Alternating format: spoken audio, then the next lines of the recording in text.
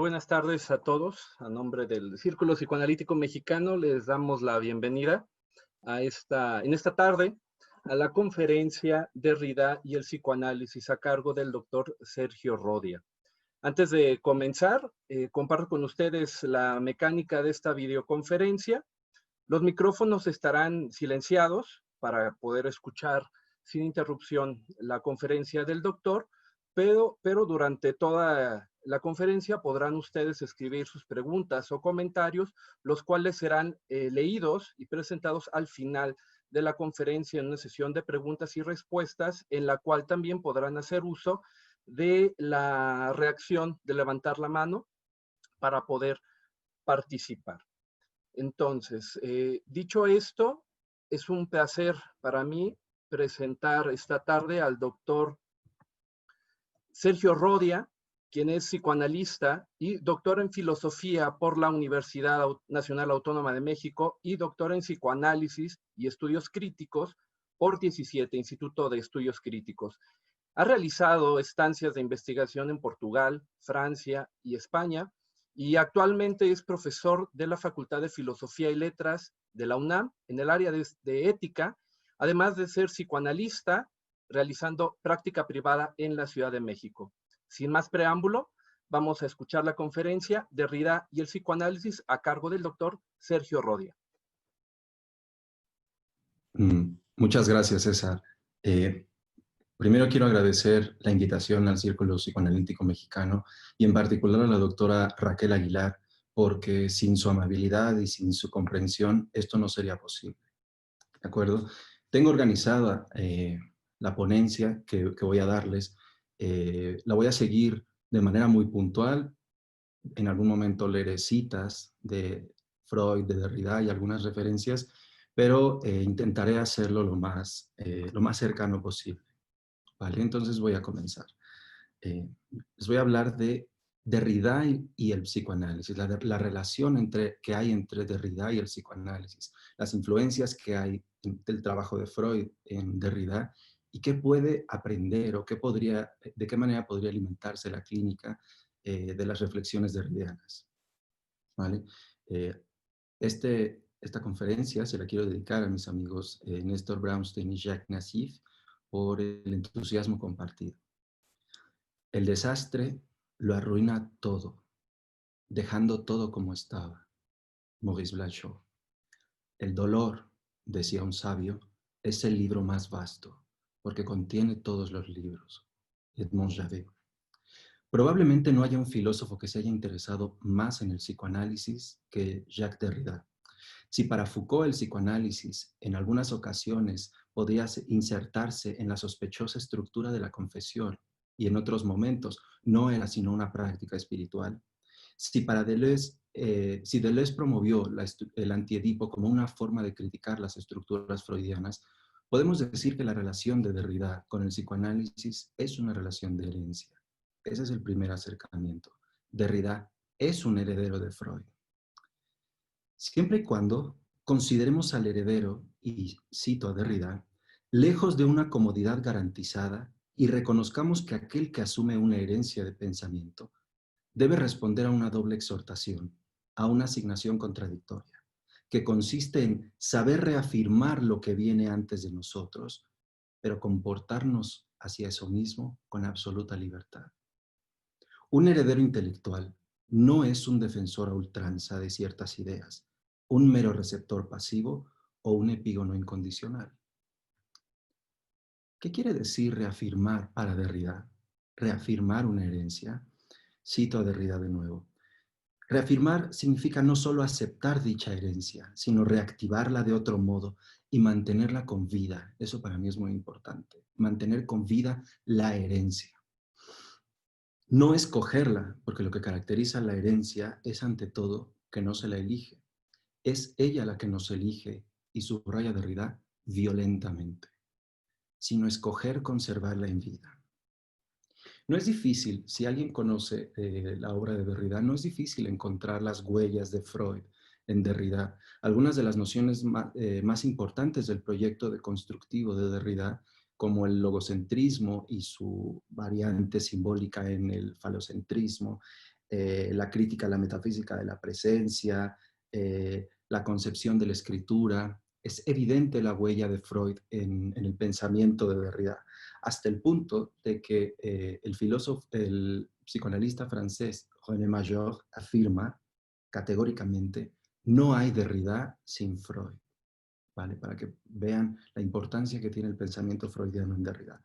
Freudiano y lacaniano, pero nosotros vamos a enfocarnos ahora en Freud.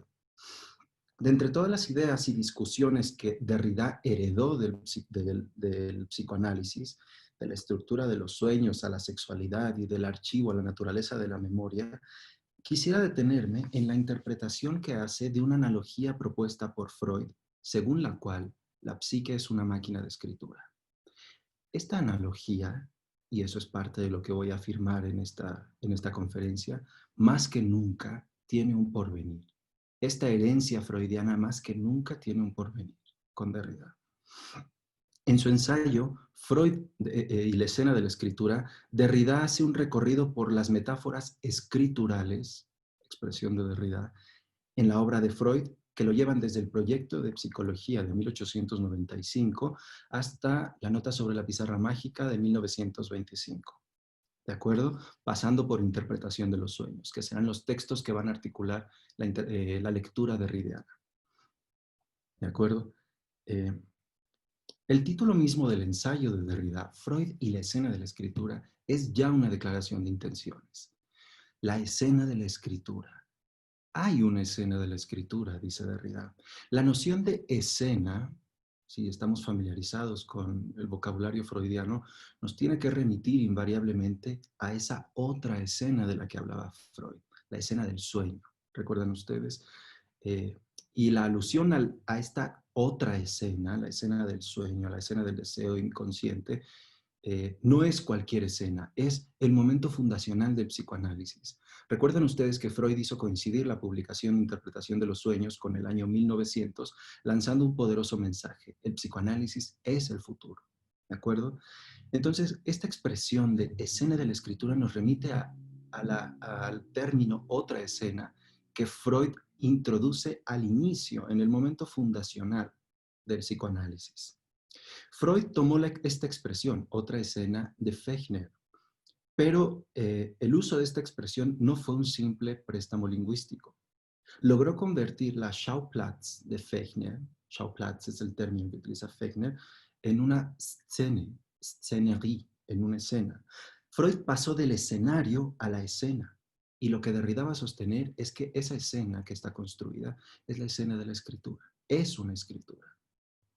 ¿De acuerdo? Sin embargo, y este es un gesto profundamente derridiano, cuestionar el origen, el punto desde el cual algo se presenta. Sin embargo, dice Derrida, aunque Freud, dentro de la narrativa del psicoanálisis, nos hizo creer que el psicoanálisis había comenzado con la publicación en 1900 de Interpretación de los Sueños, sin embargo, dice Derrida, hay un texto previo que ya plantea algunos de los problemas que van a ocupar a Freud en las siguientes décadas. Y ese texto previo es también una preocupación sobre la escritura. Podríamos decir entonces que antes de que Freud introdujera todo un siglo en el fascinante mundo de los sueños, en la otra escena, que es la escena onírica, la escena de la escritura en Freud y a pesar de Freud ya había comenzado. Antes de ese momento fundacional. Y ese punto en el cual la escena de la escritura comienza antes de que comience la narración del psicoanálisis como un discurso fundado, es justamente el proyecto de 1895, el proyecto de psicología. Este ambicioso proyecto, desarrollado a través de un intercambio epistolar con Fliess, recuerden ustedes, para Derrida va a ser sumamente importante. Aunque se suele traducir el título del texto, por lo menos en la edición de Amorortu, como proyecto, en realidad el término alemán Entwurf tiende más a ser un borrador o un esbozo que un plan o un proyecto. Y eso se confirma cuando revisamos cuáles fueron los vericuetos que tuvo que pasar este texto dentro de las formulaciones freudianas. Cito algunas reflexiones que le dirige a Fliess. El 27 de abril de 1895 le escribe: me encuentro tan atollado en la psicología para neurólogos Psicología para Neurólogos, el título en alemán es Ein Entwurf einer Psychologie, y eso es importante. Freud está pensando en una psicología, eine Psychologie, una psicología posible. Me encuentro tan atollado en la psicología para neurólogos que me consume por completo, al punto de que estoy trabajando en exceso y me veo obligado a interrumpir.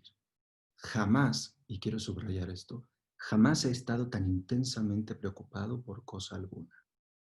¿Y qué saldrá de todo esto? Espero que algo resulte, mas es un asunto arduo y lento. Los siguientes meses, este texto devorará toda su atención y se alternarán en su ánimo explosiones de entusiasmo, júbilo, hastío y desesperación. Vamos a seguirlo. Freud pasará de una atención irrefrenable, de una atracción irrefrenable, perdón. Esa psicología me ha hecho desde tiempos inmemoriales su lejano y cautivante llamado, a una devoción intelectual absoluta. En las últimas semanas dediqué cada minuto cada minuto libre a esta labor. En las horas de la noche, de las 11 a las 2, me entregué a mis fantaseos, comparaciones y conjeturas, sin detenerme hasta que tropezaba con algún absurdo o quedaba tan agotado que ya no hallaba en mí interés alguno por la actividad clínica diaria. Irá de un optimismo sereno. La construcción de la psicología parece querer llegar a buen término, lo cual me causaría enorme alegría, a unas dudas aplastantes. Tan pronto hube proclamado mi sensacional novedad y requerido tus felicitaciones por haber trepado las primeras cuestas, me encontré de nuevo ante dificultades. Descubrí que mi aliento no alcanzaba para la nueva tarea. Así pues, me resolví sin cavilar, arrojé todo el abecedario y me persuadí de que en realidad no me interesaba nada. Y pasará de un pesimismo fatalista. La psicología es realmente un calvario para mí. Ahora no quiero saber nada más de esto. A un derrotismo asimilado. Tuve que comenzar todo de nuevo, en borradores, y en esta labor me sentí alternativamente orgulloso y feliz. Y de ahí, de nuevo, a un súbito estallido de entusiasmo. En el curso de una noche muy atareada, de pronto se levantaron las barreras. Los velos cayeron y mi mirada pudo penetrar de golpe desde los detalles de las neurosis hasta las condiciones de la conciencia. Todo parecía encajar en su lugar, en un lugar correspondiente. Los engranajes se ajustaban a la perfección y el conjunto, quiero subrayar esto, semejaba realmente. ¿Qué quiere decir Freud cuando dice realmente? Semejaba realmente una máquina que de un momento a otro podría echarse a andar sola. Y tras este fervor intelectual, tras una dura batalla que duró varios meses, finalmente renuncia al proyecto, al confesarle a Fliess haber arrojado todos los manuscritos de la psicología a un cajón, donde, insiste Freud, deberán dormir hasta 1896. En la última mención que hace del proyecto, después de los turbulentos meses de trabajo, el 29 de noviembre del mismo año, le escribe resignado a Fliess: no atiendo a comprender mi estado de ánimo cuando incubaba la psicología. No puedo entender cómo pude enjaretártela a ti. Como se dan cuenta, Freud fue muy severo consigo mismo. Sin embargo, estas descripciones para mí están cargadas de significado. ¿Por qué tanto interés de parte de Freud? ¿Por qué esos estallidos súbitos de entusiasmo? ¿Y por qué la sensación de una desilusión brutal cuando no conseguía avanzar en este proyecto? ¿Por qué cuando funda en la narrativa histórica del psicoanálisis el discurso psicoanalítico en interpretación de los sueños, renuncia a este texto que, como él mismo, como les acabo de leer, no lo había obsesionado como pocas cosas en su vida lo habían hecho? Porque, ¿qué había en ese texto que tanto le interesaba a Freud? El mayor interés de Freud en este texto, en el Entwurf, el proyecto, le voy a llamar proyecto, aunque considero, como les decía, que el término bosquejo es mucho más adecuado, pero sé que proyecto es el que ha trascendido, entonces le voy a llamar proyecto, ¿vale? Su mayor interés era tratar de pensar la psique como un aparato y dotar a todos los procesos de este aparato de un sustento neurológico. Esa era la enorme dificultad de Freud. Podríamos pensar que Freud se enfrentaba a una escena más del viejo dilema o de la vieja unión entre cuerpo y psique y soma, ¿de acuerdo?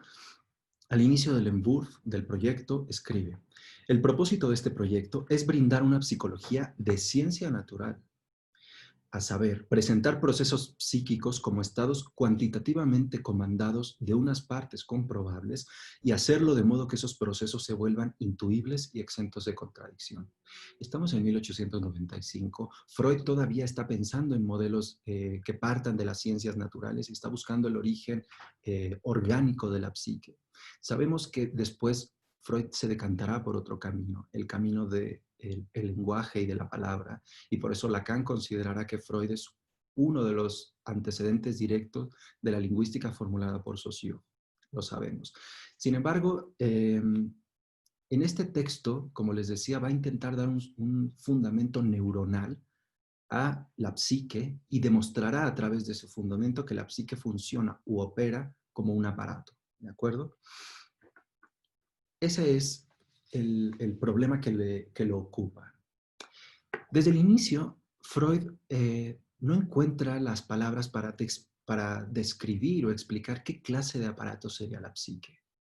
Sabe cuáles son sus componentes, sabe cuáles son los problemas a los que se enfrenta, pero no alcanza a vislumbrar qué tipo de aparato sería.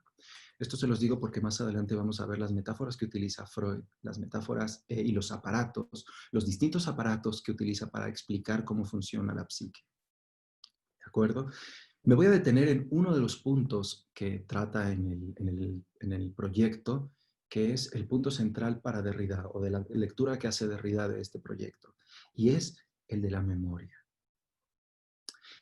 El problema de la memoria no es, por lo demás, cualquier problema dentro de la estructura de esta primera hipótesis o teoría sobre el funcionamiento del aparato psíquico. Freud llega a decir incluso que toda teoría psíquica realmente atendible tiene que descifrar el problema de la memoria. No hay no hay psique sin memoria. No se puede comprender el funcionamiento del aparato psíquico sin decir al mismo tiempo en qué consiste la memoria. Y la memoria para Freud, ante todo, es un problema que tiene dos caras. La memoria es el problema de tratar de justificar cómo un aparato puede cumplir con dos operaciones: la percepción y la memoria propiamente dicha. La percepción de estímulos y el almacenamiento de la información. ¿De acuerdo? Algunas preguntas saltan cuando nosotros nos acercamos al proyecto de Freud. Preguntas que son, me gusta reducir las preguntas a su punto más simple para que veamos en la simpleza de las preguntas la dificultad de la tarea a la que se enfrentaba Freud. Preguntas como: ¿cómo es posible que nuestra psique pueda percibir estímulos del exterior ilimitadamente y, sin embargo, guardar memoria? ¿Cómo se produce un recuerdo? ¿Qué es un recuerdo?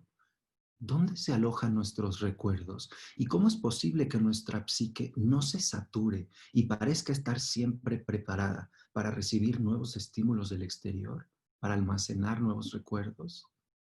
¿Cómo explicar los procesos que crean la memoria, dando un paso más a partir de su base neuronal, que es lo que Freud se ha propuesto? Freud propone un modelo neuronal para explicar el funcionamiento de la memoria, el funcionamiento de la psique, en particular en el problema de la memoria, y voy a llamarle psique, es un término que utiliza Freud, porque Freud utiliza de manera indistinta en alemán el término psique y Seele. Seele podría ser traducido en español como alma, ¿de acuerdo? Se los digo porque el término mind o la mente es algo completamente alejado de lo que Freud estaba pensando. Sé que las discusiones contemporáneas en torno a la memoria, la percepción, tienen que ver con la filosofía de la mente, con el término mind en concreto, pero Freud está en otra dimensión, tiene otro vocabulario y ha adquirido otro tipo de compromisos teóricos. ¿De acuerdo? Freud se imagina que un sistema neuronal propone un modelo neuronal para explicar los procesos de la memoria. ¿De acuerdo?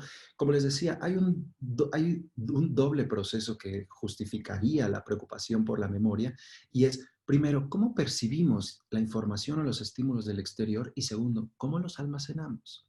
Freud creía, partiendo de este modelo neuronal, que existían dos tipos de neuronas que cumplían con esa labor.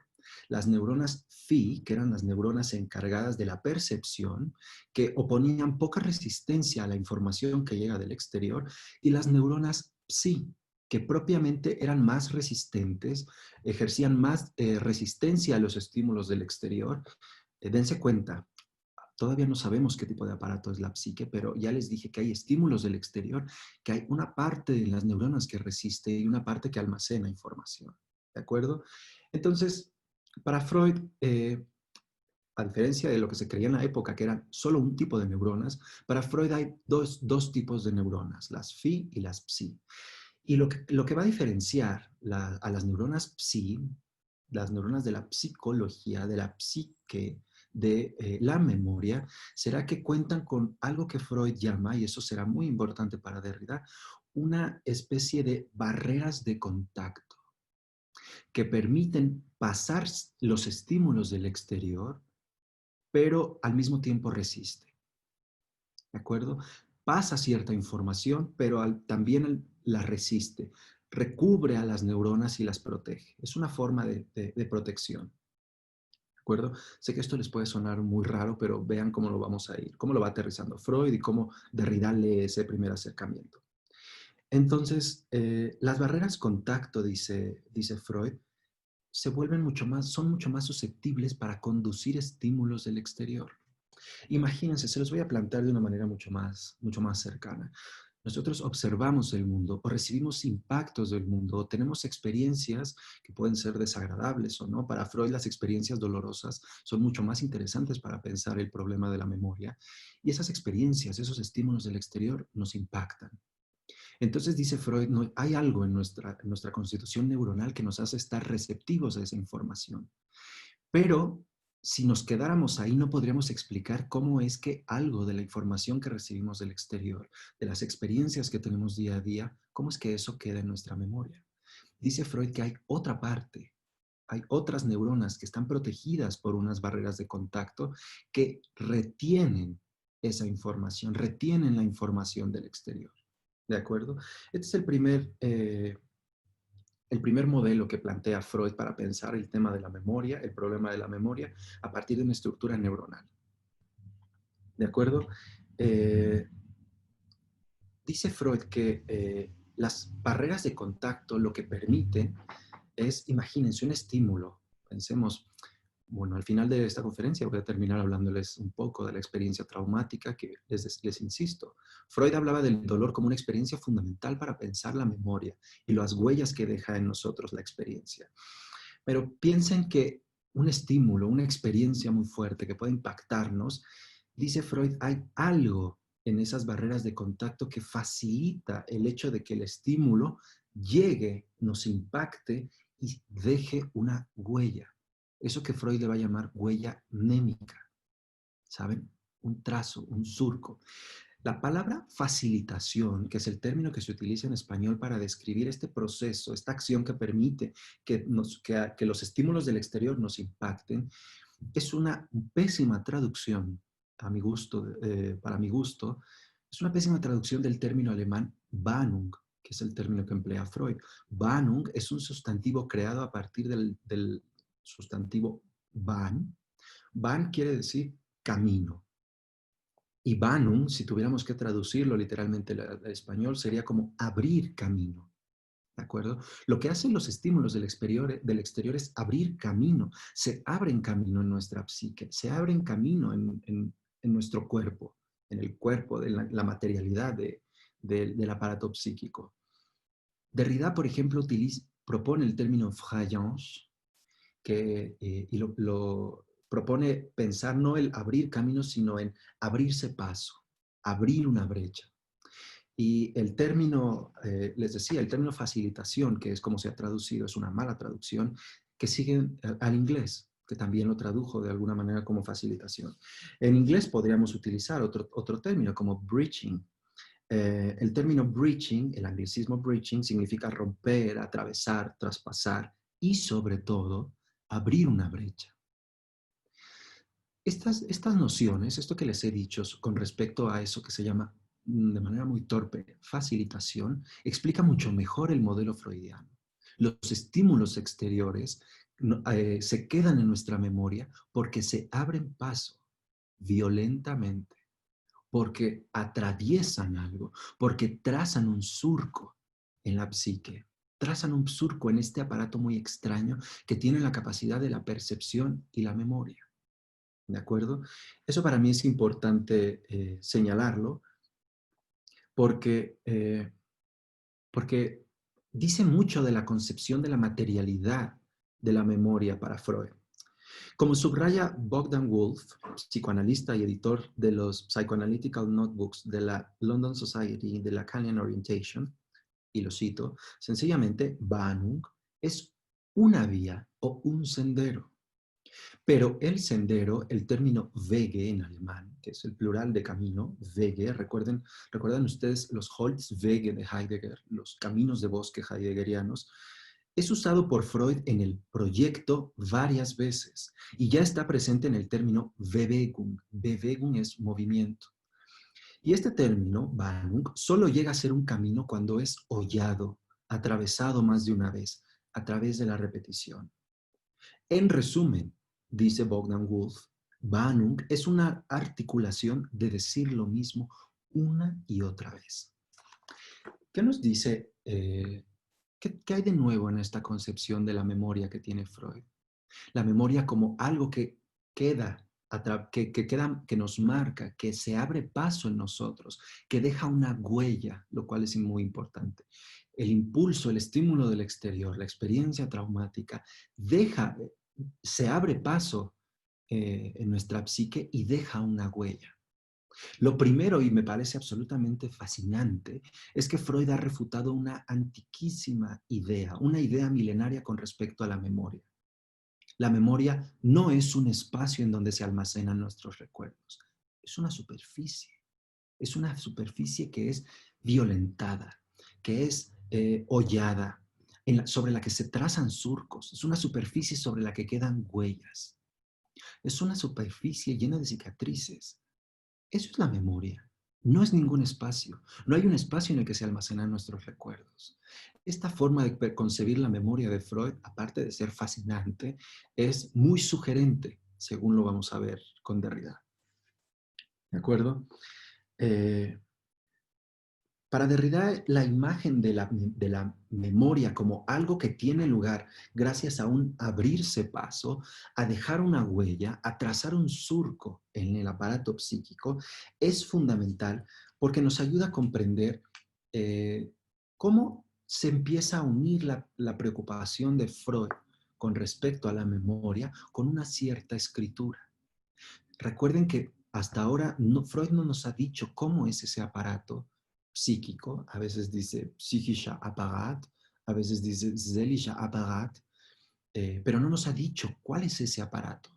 ¿De acuerdo? Sabemos cómo funciona de alguna manera el mecanismo de la memoria, pero Freud, por lo menos en el texto, en el proyecto de 1895, no acierta a encontrar un modelo que pudiera explicar el funcionamiento de la psique. ¿De acuerdo? Entonces, este preámbulo, déjenme decirlo así, este preámbulo es un preámbulo porque, insisto, es 5 años, es un texto que se escribió 5 años antes del texto fundacional del psicoanálisis como un discurso y como una práctica, 5 años antes. Y sin embargo, en este preámbulo, dice Derrida, ¿qué hay en este preámbulo? Hay huellas, hay cicatrices, hay huellas mnémicas. Está la certeza de que la memoria es un conjunto de cicatrices, de huellas que van trazando como si fuera un mapa la vida interior de los individuos. ¿De acuerdo? Unos años más tarde, en Interpretación de los Sueños, Freud dice, déjenme leerles la cita que es muy interesante. Dice, recuerden, sigue pensando, sigue utilizando la expresión aparato psíquico.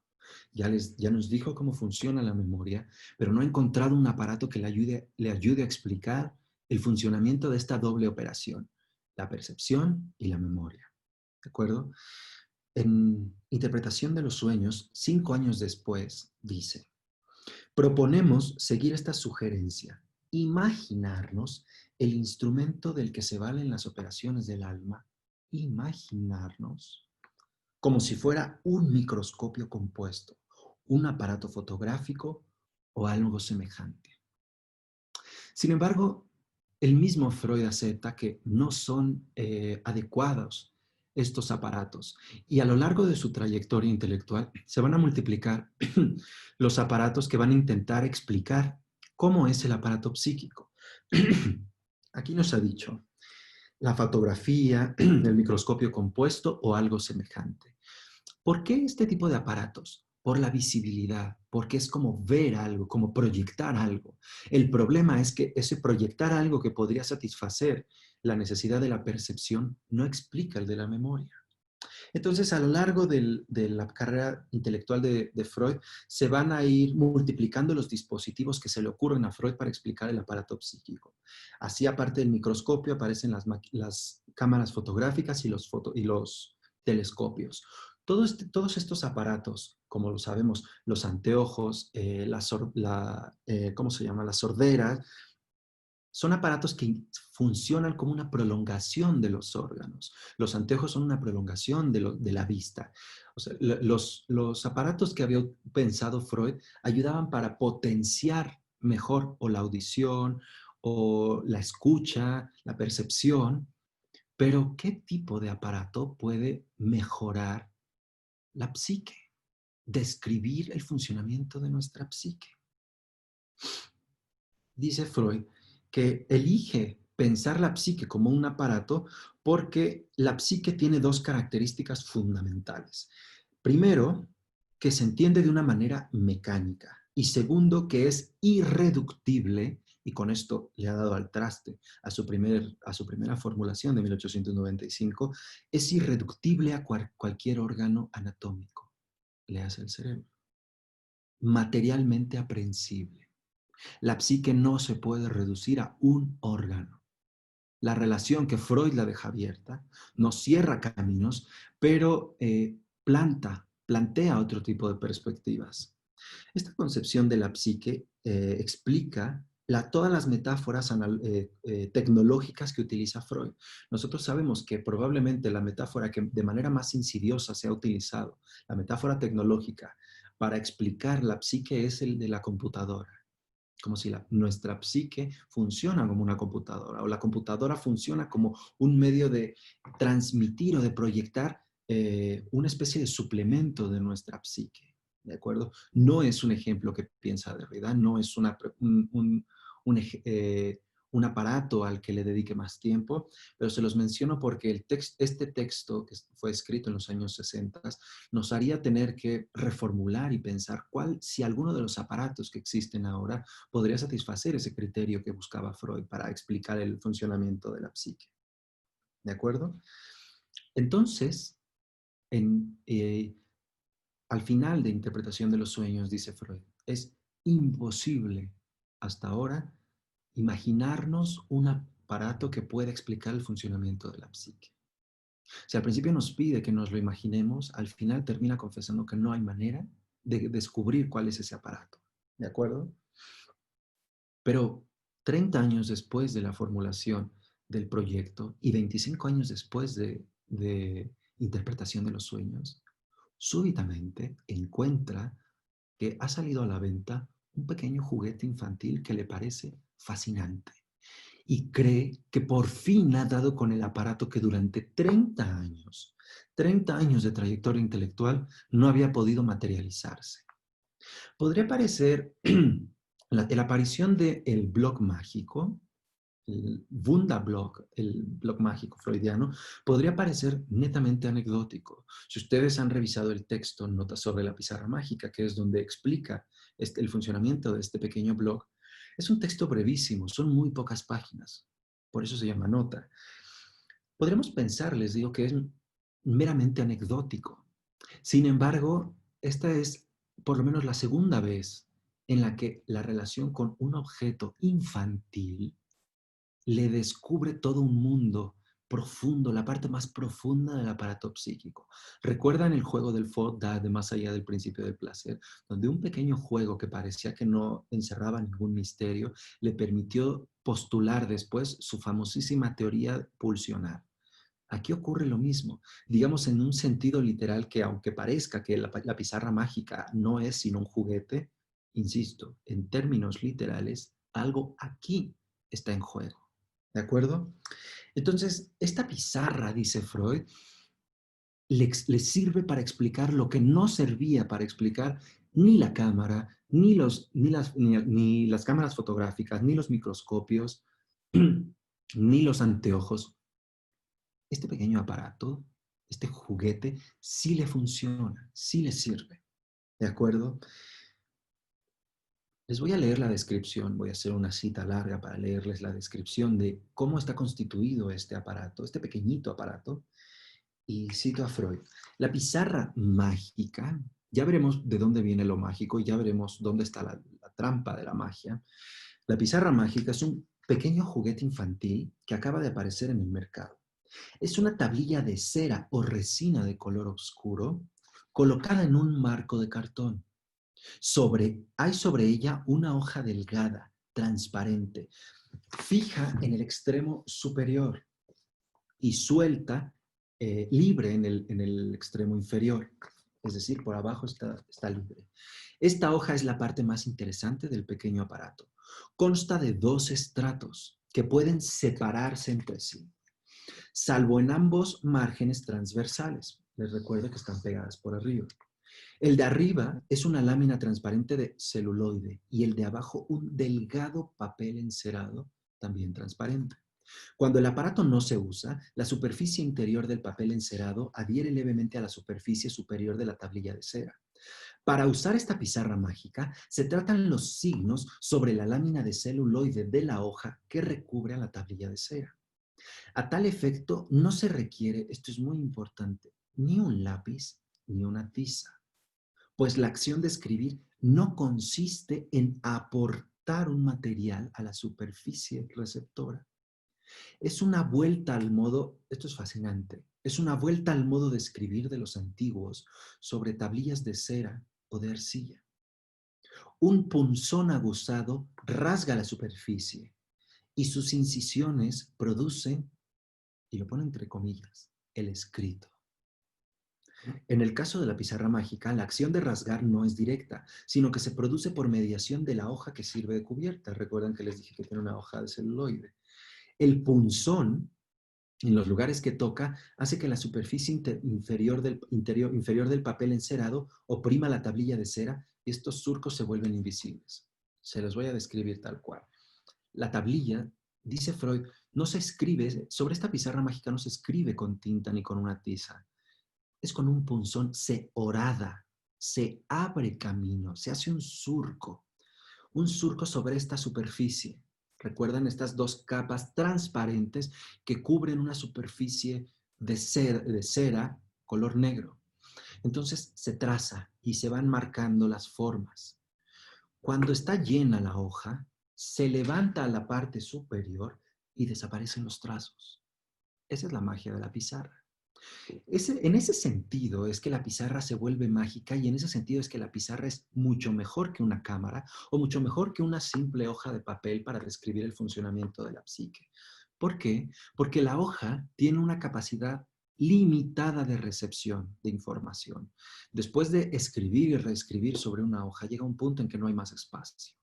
Pero en la pizarra mágica freudiana, nosotros podemos escribir, escribir y escribir, y en el momento en el que levantemos la capa de encima, la capa que cubre a la otra capa mucho más delgadita, que es la más importante, dice Freud, y al papel encerado, desaparece. Yo recuerdo haber visto hace muchos años un aparato similar a esta pizarra mágica, solo que su funcionamiento era distinto, parecía como si tuviera arena por dentro. ¿Recuerdan ustedes? Se movían unos botones, se trazaba algo y sacudiendo el aparato, el dispositivo desaparecía. ¿Por qué le interesa a Freud este pequeño aparato que puede sonar bastante pueril, con esta concepción tan sofisticada que nos ha traído sobre la memoria ya no como un espacio en donde se almacenan recuerdos, sino como una superficie de escritura, ¿por qué este aparato, que aparte le recuerda a la forma de escritura de los antiguos, la escritura que se hacía ya no dejando tinta sobre una superficie, sino horadando una superficie, violentando una superficie, trazando surcos? ¿Por qué le gusta tanto a Freud? Porque cumple con ese doble requisito que les había dicho. Puede recibir toda la información ilimitadamente, es decir, cumple con el requisito de la percepción, y también almacena la información. ¿Cómo la almacena si cada vez que levantamos la hoja desaparece? Es fascinante. Dice Freud que si nosotros cogemos la pizarra, la dirigimos hacia la luz y nos colocamos en determinada posición, veremos cómo en la superficie quedan trazados los surcos. Es un punzón con el que se escribe. Quedan trazadas las cicatrices. Es decir, aunque no se vea de manera directa, y eso es fundamental para Derrida, que no está presente tal cual el trazo, desde cierta perspectiva, como en la narración de la vida, cuando uno tiene que cambiar de perspectiva, cambiar de posición para poder ver aquello que siempre estuvo en la superficie. La pizarra mágica tiene esa función, que nos tenemos que colocar bajo cierta luz para poder ver lo que está ahí, cifrado, escrito, dice Freud. Ese es el funcionamiento de la pizarra mágica, que para Freud retoma el problema de la memoria. Podríamos pensar que ¿cuál es la relación entre el proyecto de 1895 y la pizarra mágica? Cuando en el proyecto de 1895 Freud jamás se preocupa por el problema de la escritura, jamás. Es Derrida el que encuentra la relación. Dice Derrida, Freud no necesita escribir sobre el tema de la escritura propiamente dicho en el proyecto, porque al hablar de abrirse paso, al hablar de huellas mnémicas, de que se queda algo cifrado en una superficie, ya nos está introduciendo en una forma de concebir la escritura. ¿De acuerdo? Entonces, la pizarra mágica para Freud cumple ese sueño anhelado, ese juguete que parece tan irrelevante y tan baladí, cumple esa necesidad que tenía Freud de imaginar un aparato. Imagínense, Freud concebía que ese pequeño aparato, esa pequeña tablilla funcionaba igual que nuestra mente explicando el tema de la memoria, el problema de la memoria. ¿De acuerdo? Insisto, tendríamos que pensar qué pasa con los dispositivos electrónicos con los que contamos ahora, que incluso almacenan información. Almacenan información, pero tan propiamente dicho, no es, otra vez, esa memoria no es un lugar espacial, es un espacio virtual. Lo que podría decirles con respecto a este tipo de reflexiones más bien contemporáneas es que no guardarían la computadora, no mantendría una condición fundamental de la escritura psíquica para Freud, y es el abrirse paso, violentar, trazar un surco. ¿De acuerdo? En la escritura digital, si leemos la historia de cómo se ha desarrollado la escritura, que siempre va de la mano de los soportes de escritura que tenemos para poder escribir, la escritura digital no cumple con esa función de trazar un surco, ¿de acuerdo? Entonces dice Freud que ha hallado una notable concordancia con la pizarra mágica entre su construcción y la de nuestro aparato perceptivo y de memoria, ¿de acuerdo? Cuando estaba leyéndoles la descripción del aparato de la pizarra mágica, Freud decía que la capa de en medio, la más delgadita, era la más importante. El modelo de la pizarra mágica es mucho más plástico para entender por qué desde el proyecto de 1895, para Freud, la escritura de la psique, la escritura y la memoria tienen que ver con el mundo exterior, con el contacto con el otro. Y por qué ese contacto casi siempre está cifrado por la violencia, aunque no nos guste. ¿Por qué se los digo?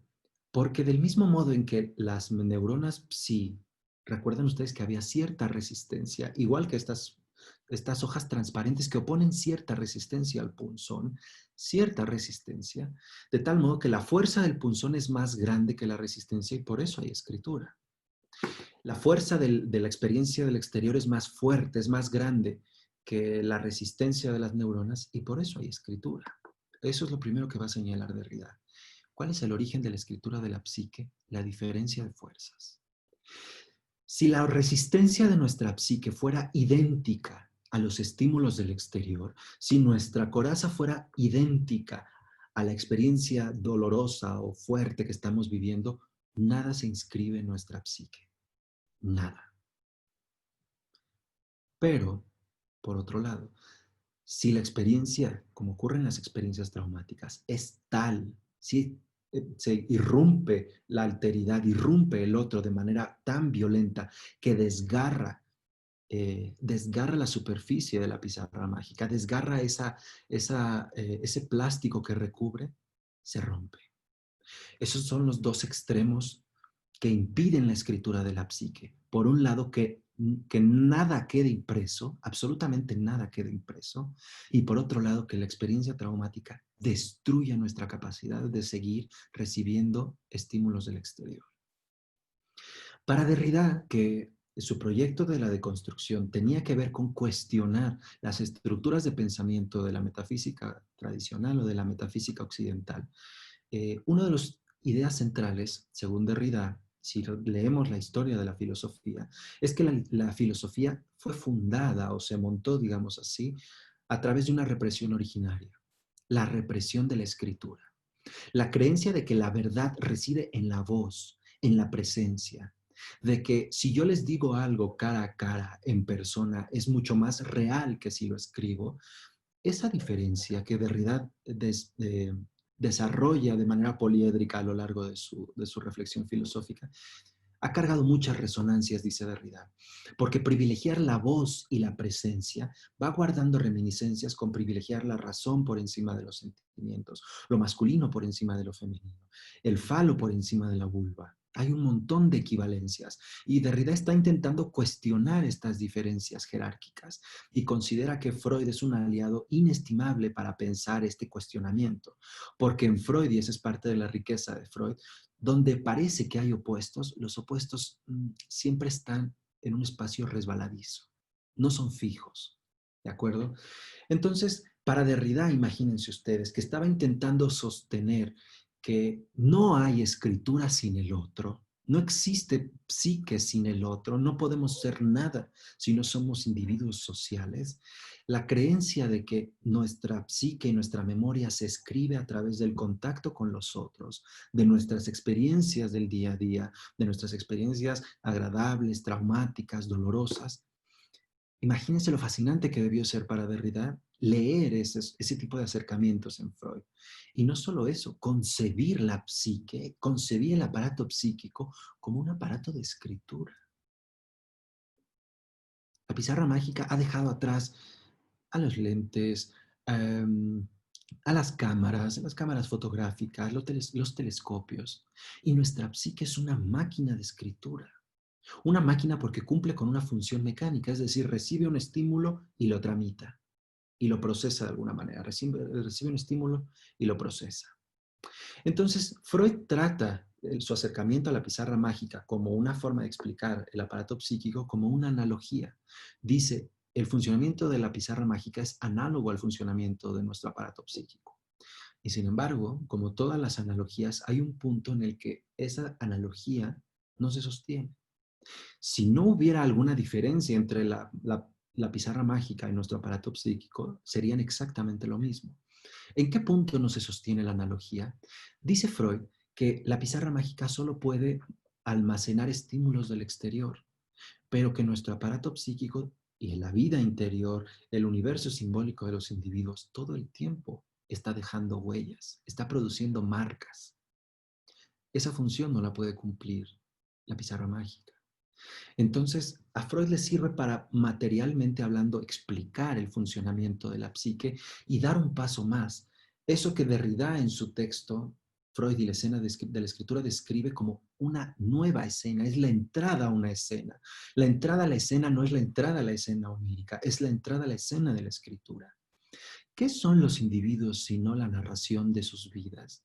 ¿Y qué es la psique sino una suma de huellas, de trazos, de experiencias que se abren paso, que penetran en nuestra psique, que horadan el aparato psíquico, que dejan surcos? De este acercamiento freudiano a la escritura hay dos puntos que para Derrida son fundamentales en su propio proyecto de crítica o de deconstrucción de la metafísica de la presencia. El primero, que no existen huellas primigenias. Se los voy a aterrizar en términos psicoanalíticos. Para Derrida, siguiendo el modelo de el proyecto de 1895 y el de la pizarra mágica, imagínense que hay un primer contacto, una primera experiencia. Vamos a pensar en eso que se llama como, eso que podría ser la experiencia traumática fundacional, ¿de acuerdo? Esa que sería la primera experiencia. Sigamos el modelo que ha planteado Freud y que ha descrito Derrida. Esa primera experiencia sería una primera impresión en nuestra psique. Se ha abierto paso y ha dejado un surco sobre nosotros. La siguiente experiencia se trazará encima y dejará otro surco, y otro surco, y otro surco, y otro surco, y otro surco. De tal modo que cada vez que recordamos, cada vez que se cumple esa regla de oro de la única regla que existe en el proceso analítico, la regla de oro de la libre asociación de ideas, cada vez que nosotros volvemos a nuestros recuerdos, volvemos a pasar por esos surcos, por esas heridas, por esas cicatrices. Incluso cuando no podemos decirlo, cuando no podemos nombrarlas, incluso en la evasión, pasamos por ahí. Porque esas cicatrices crean la subjetividad. Sin esas cicatrices, antes de la experiencia traumática, antes del contacto con el otro, no hay propiamente psique. Es decir, no es que el estímulo exterior se imprima sobre una base que es neutra y nosotros podamos recuperar esa primera impresión. No existe el primer recuerdo, no existe el primer recuerdo traumático. Es una construcción ficcional. Porque sobre esa primera huella que nos ha marcado a fuego, se imprime otra huella, y luego otra huella, y luego otra huella, y luego otra huella. De tal modo, dice Derrida, que cuando intentamos recuperar la primera huella, resulta que no existe. Ya ha sido alterada por el otro, el alter de nosotros. El otro que puede ser el otro en mayúsculas del que habla Lacan, o puede ser el otro, la otra persona, o lo otro en minúsculas, que nos cambia, que afecta, que modifica nuestro recuerdo, incluso el recuerdo más doloroso, se modifica. Entonces, dice Derrida, es irrecuperable el primer trazo, irrecuperable, porque desde siempre ha sido alterado y modificado por otro tipo de inscripciones. De tal modo que cada vez que volvemos hacia atrás, tenemos que atravesar todas esas inscripciones que vinieron después. Esta idea para Derrida es lo que hace tan interesante y tan apasionante el proyecto, el proyecto psicoanalítico freudiano. No somos nada fuera de esos estímulos, fuera de esos recuerdos. Somos la memoria, somos nuestra memoria. No existe un sujeto que reciba un estímulo del exterior y de repente sea alterado y quede traumado o marcado por una huella. Es que el sujeto es esa huella y todas las que vienen después. No podemos renunciar a ellas. ¿De acuerdo? Ese es el primer punto importante. No hay un origen puro. No hay una huella pura y no hay un recuerdo puro. Porque cada vez que volvemos a él, ese recuerdo ya se reescribió sobre él, ya se abrió paso sobre él un montón de experiencias que han abierto surcos, ya han alterado ese primer sello. Imagínense como en una hoja que uno pone un sello y después pone otro sello y otro sello y otro sello. Si tuvieran que recuperar el primer sello sería imposible. Primer punto. Y el segundo punto que para Derrida llega a decir que este es el gran descubrimiento freudiano, eso que Freud le llama Nachträglichkeit, el retardamiento. ¿Qué quiere decir? Recuerdan que interpretación, perdón, más allá del principio del placer, dice Freud que el inconsciente es atemporal. ¿Recuerdan ustedes? Lo que ocurre en la inscripción, si nuestra psique es una máquina de escritura, lo que ocurre entre la primera impresión y la última impresión no es una línea temporal. La primera impresión puede estar más viva que nunca, con todas sus alteraciones, con todas sus modificaciones, con toda su ficción, con toda la imaginación que nosotros proyectamos dentro de los primeros recuerdos. Los primeros recuerdos pueden estar tan a flor de piel que no podríamos pensar que hay una distancia temporal. La escritura de la psique hace implotar la concepción lineal del tiempo. No hay un antes y un después. Se están siguiendo todo el tiempo, se están modificando todo el tiempo las huellas. ¿Cuándo aparece entonces la temporalidad?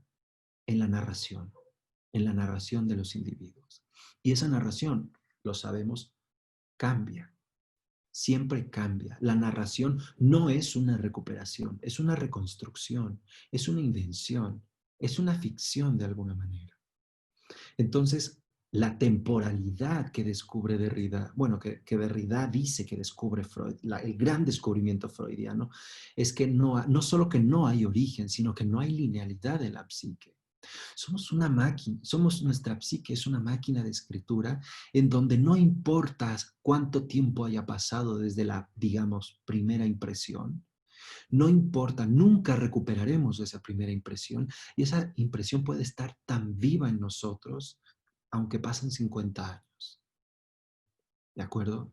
Estas dos ideas, no me voy a meter más en que, eh, cómo hacen carrera dentro de la trayectoria intelectual de Derrida en su crítica a la metafísica de la presencia, pero quería señalárselas para que vean cómo Derrida se acerca, cómo desde su construcción filosófica encuentra en Freud una forma subversiva de pensar el aparato psíquico, la psique, la conciencia, la memoria, la escritura.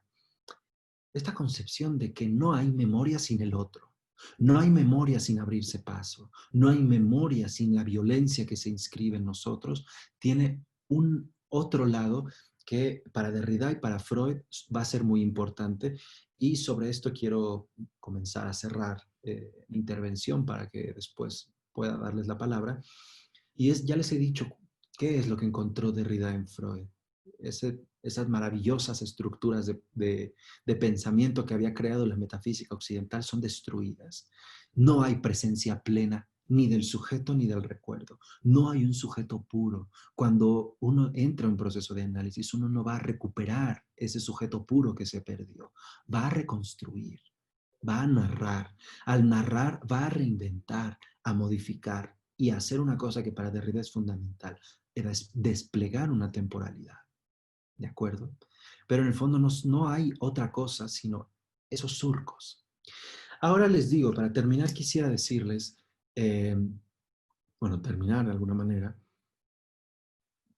ya hice el primer recorrido, el primer movimiento del psicoanálisis, digo, de la deconstrucción leyendo el psicoanálisis. Ahora, ¿qué nos puede dejar a nosotros la experiencia de la deconstrucción?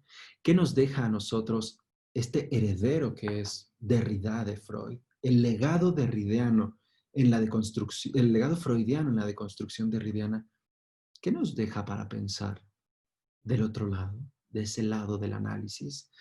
Derrida, es muy interesante que Derrida es uno de los grandes lectores, como les decía al inicio de esta intervención. Es uno de los grandes lectores de Freud desde la filosofía. Y sin embargo, él nunca fue análisis. Su esposa, Marguerite Derrida, de soltera, Marguerite Aucoutier, que falleció este año por COVID, su esposa era psicoanalista. Su esposa psicoanalista, él muy cercano y muy lejano al mismo tiempo de Lacan, muy crítico, tiene una relación que saca chispas, muy crítico de Lacan, muy cercano a Freud, muy crítico con Freud. ¿Recuerdan lo que les leía de lo que es ser un heredero? Derrida no hereda a Freud. Si heredar a Freud es reproducir como un loro una y otra vez lo que creemos que dijo Freud. Derrida se introduce en los textos de Freud y les traza eso que les decía al principio, un porvenir. Ahora voy con el porvenir del psicoanálisis a través de la deconstrucción. Vivimos nosotros en una época que de alguna manera podríamos definir como una suerte de revisionismo. Las últimas semanas y los últimos meses, todos nosotros, ustedes, yo, todos hemos visto cómo movimientos reivindicativos y revisionistas han intentado una vuelta al pasado para reescribir, para reposicionarse, modificarse ante experiencias traumáticas.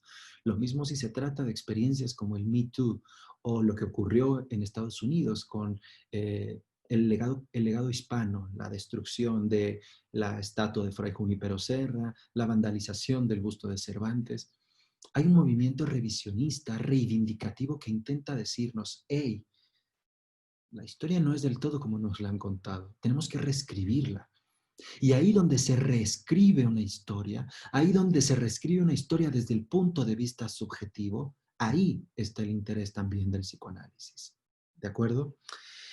Entonces, como les decía, el proyecto de Derrida, el proyecto de la deconstrucción, era un proyecto que encontró en el psicoanálisis a un gran aliado. La preocupación derridiana por la escritura de nuestras estructuras de pensamiento dio pábulo a la creencia de que Derrida, con todos estos textos que dedicó a Paul de Man, Artaud, Mallarmé, Rousseau y la gramatología, no hacía, a lo que se dedicaba era a extravagantes análisis lingüísticos. Y cuando se recibió el pensamiento derridiano en Estados Unidos, inmediatamente se le dirigió a los departamentos de crítica literaria y análisis textual, como si la preocupación derridiana de la escritura fuera exclusivamente una cosa de exquisitos eruditos. ¿De acuerdo? Sin embargo, Derrida insistió una y otra vez, y ustedes pueden leer su biografía y su itinerario, Derrida insistió siempre en la vocación política de la deconstrucción. ¿De acuerdo? Algunas nociones como el falocentrismo, el falogocentrismo, la diferencia, la fantologie, que es un juego de palabras entre ont y ontologie, muestran que para Derrida habría que cuestionar esas grandes categorías que han construido nuestra forma de pensar y organizar sociedades. Hay que cuestionar, por ejemplo, el género. Hay que cuestionar la identidad nacional, hay que cuestionar la democracia. Y el proceso de deconstruir todas esas grandes categorías es un proceso, dice Derrida, eminentemente político. Es un proceso que apuesta por la vida, porque entiende Derrida la política como una apuesta por la vida. Ahora bien, esa es la trayectoria de Derrida. Por otro lado, el psicoanálisis, y es muy importante que subraye esto, opera siempre en una dimensión subjetiva. Aunque las reflexiones psicoanalíticas, sus postulados y teorías tengan un impacto en determinados saberes teóricos como la filosofía, la sociología, la antropología, la filosofía política, todos nosotros hemos visto cómo el vocabulario psicoanalítico ha servido para pensar otro tipo de realidades. Y aunque algunos autores hayan erigido a Freud y a Lacan como figuras imprescindibles del pensamiento político y la teoría crítica, hay que subrayar siempre que la preocupación principal del psicoanálisis es el individuo en su singularidad, el sujeto en relación con su deseo. Cuando Derrida se acerca al psicoanálisis, lo toma no como una práctica clínica, sino como un dispositivo con el cual puede pensar, un discurso que le ayuda a pensar. ¿De acuerdo? Sin embargo, ahí donde las metas del psicoanálisis y las de la deconstrucción parecen tan ajenas, ahí donde la deconstrucción insiste en su vocación política y el psicoanálisis en la preocupación de hacer una ciencia del sujeto, recuerdan a Lacan, la ciencia del individuo, ahí donde la política va por un lado y el individuo va por otro, ahí donde están tan separados sus caminos, ahí hay un punto de encuentro. Ese punto de encuentro es la escritura. ¿De acuerdo? Con esto voy a terminar. La última gran idea que podemos extraer de la concepción de la escritura, que tiene y su importancia para los procesos políticos, los procesos de revisionismos y de reivindicaciones políticas, y la preocupación psicoanalítica por la subjetividad y por el individuo, es que ahí donde algo se ha escrito, tiene que ser descifrado y puede ser reescrito, reinterpretado, modificado. La experiencia traumática adquiere un porvenir, porque vamos a comenzar a hablar de la experiencia traumática, adquiere un porvenir cuando la podemos articular en un discurso, cuando podemos modificar la posición subjetiva del individuo que la sufrió. La noción de trauma, que es una noción muy controversial, porque es un préstamo que viene de la medicina, es un término de origen griego que quiere decir ruptura o quiebre, es controversial el uso del término trauma dentro de la propia preocupación freudiana, dentro de la obra freudiana, y podríamos decir que hay dos polos que tiran la noción de trauma en el propio Freud. Por un lado, el trauma como un acontecimiento, el trauma, les digo, como una ruptura, como un traumatismo. El trauma concebido en su vertiente médica como una experiencia, una indivisible que marcó para siempre al sujeto. Y eso definirá la labor analítica como el intentar redescubrir, desenterrar esa única experiencia. Y otra forma de concebir el trauma, que también está presente en Freud y que es, digamos, más propiamente psicoanalítica, en donde el trauma no es otra cosa que la narración del trauma o la imposibilidad de la narración del trauma. En esta visión, el trabajo del análisis no es el de recuperar una huella primigenia, pura, única, el recuerdo limpio, inalterado de lo que le pasó al individuo, sino el de que el individuo narre, escriba, reescriba, relate, revisite una y otra vez esas huellas y le abra otro porvenir. Que no vuelva a esa experiencia sencillamente para gozar con la experiencia, para solazarse en su sufrimiento, para jugar siempre el mismo papel, ya sea como verdugo o como víctima. El proyecto de la deconstrucción y las preocupaciones psicoanalíticas coinciden en este punto que traza un porvenir a través de la escritura. Siempre podemos ser otra cosa, siempre podemos narrar de otra forma nuestra vida. Y podemos modificarnos narrando. Y solo podremos abrir un porvenir, piensa Derrida, en el ámbito político. Pensemos en el revisionismo histórico. Solo podremos abrir un porvenir cuando nuestras interpretaciones tengan como finalidad buscar otras formas de relacionarnos. No quedarnos anclados en la experiencia traumática. Buscar que si esa experiencia traumática está asociada a la guerra, a la violencia, a la destrucción, buscar que esas experiencias no se repitan. Insisto, estoy hablando en términos sociales y políticos con Derrida. Buscar que esas experiencias no se repitan y abrir el porvenir para que haya otras visiones. Eso que fue violentado, que tenga otro porvenir, que pueda verse de otra forma.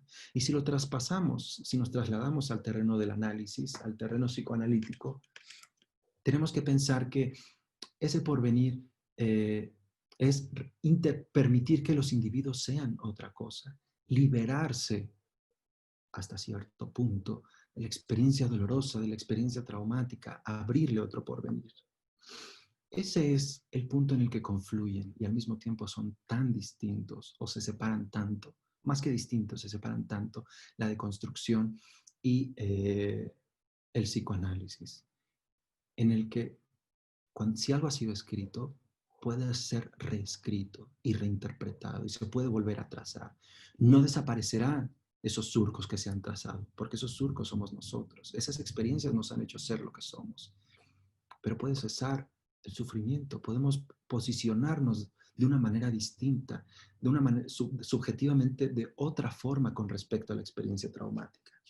Para redondear lo que les he dicho hasta ahora, con respecto a la recuperación de todo lo que les he dicho, espero no haberlos y haberlas mareado demasiado. Por supuesto que la preocupación de la memoria y de la escritura no es ajena a la literatura, por supuesto. Y probablemente no exista un mayor ejemplo o un ejemplo más paradigmático en la literatura que la maravillosa novela de Marcel Proust, En busca del tiempo perdido. ¿Recuerdan ustedes la famosa escena de la Madalena proustiana? El hecho de que el título de la novela sea En busca del tiempo perdido y que el libro final se llame El tiempo recobrado, puede confundirnos con respecto a lo que está o lo que ocurre en la experiencia de lectura del texto de Proust. Lo que pasa al final de En busca del tiempo perdido es que Proust se da cuenta de que si hay algo que nunca va a recuperar, es el tiempo perdido. Aunque la última, les digo, aunque la última novela se llama El tiempo recobrado. Lo que descubre Proust, y quiero terminar con este ejemplo para demostrarles que la subjetividad es la narración, que cuando pasamos por la experiencia, cuando intentamos volver a la primera huella, a las primeras huellas, siempre hacemos un recorrido que modifica todas las demás y que nos modifica al hacerlo. Y que al momento de escribir y reescribir nuestra vida, cambiamos totalmente como sujetos. ¿Se acuerdan ustedes en lo que ocurre en la novela? Que en algún momento este pequeño niño curioso hunde un pedazo de magdalena en una infusión de té y al sorber de la cuchara el té y probar la magdalena, de repente en su interior se despliega todo su pasado y recuerda su infancia en Combray, los paseos con su abuela, el drama que vivía todas las noches cuando tenía que separarse de su madre que no lo besaba antes de irse a dormir, la nostalgia de esos años perdidos. ¿Recuerdan ustedes también años después cuando tropieza con un adoquín que está disparejo o cuando escucha una sonata? De repente, eso que quedó grabado, impreso en su mente, eso que se abrió, y en Proust siempre se abre de manera dolorosa. Recuerden ustedes lo que ocurre con Albertine, recuerden la experiencia de desamor que tiene con su madre. Eso que se ha abierto aparece como un trazo, es una pequeña cosa, es la magdalena sumergida en té, es tropezar con un adoquín, es escuchar una hermosa pieza de música, es la mirada de una mujer, lo que de repente le despliega todo su pasado.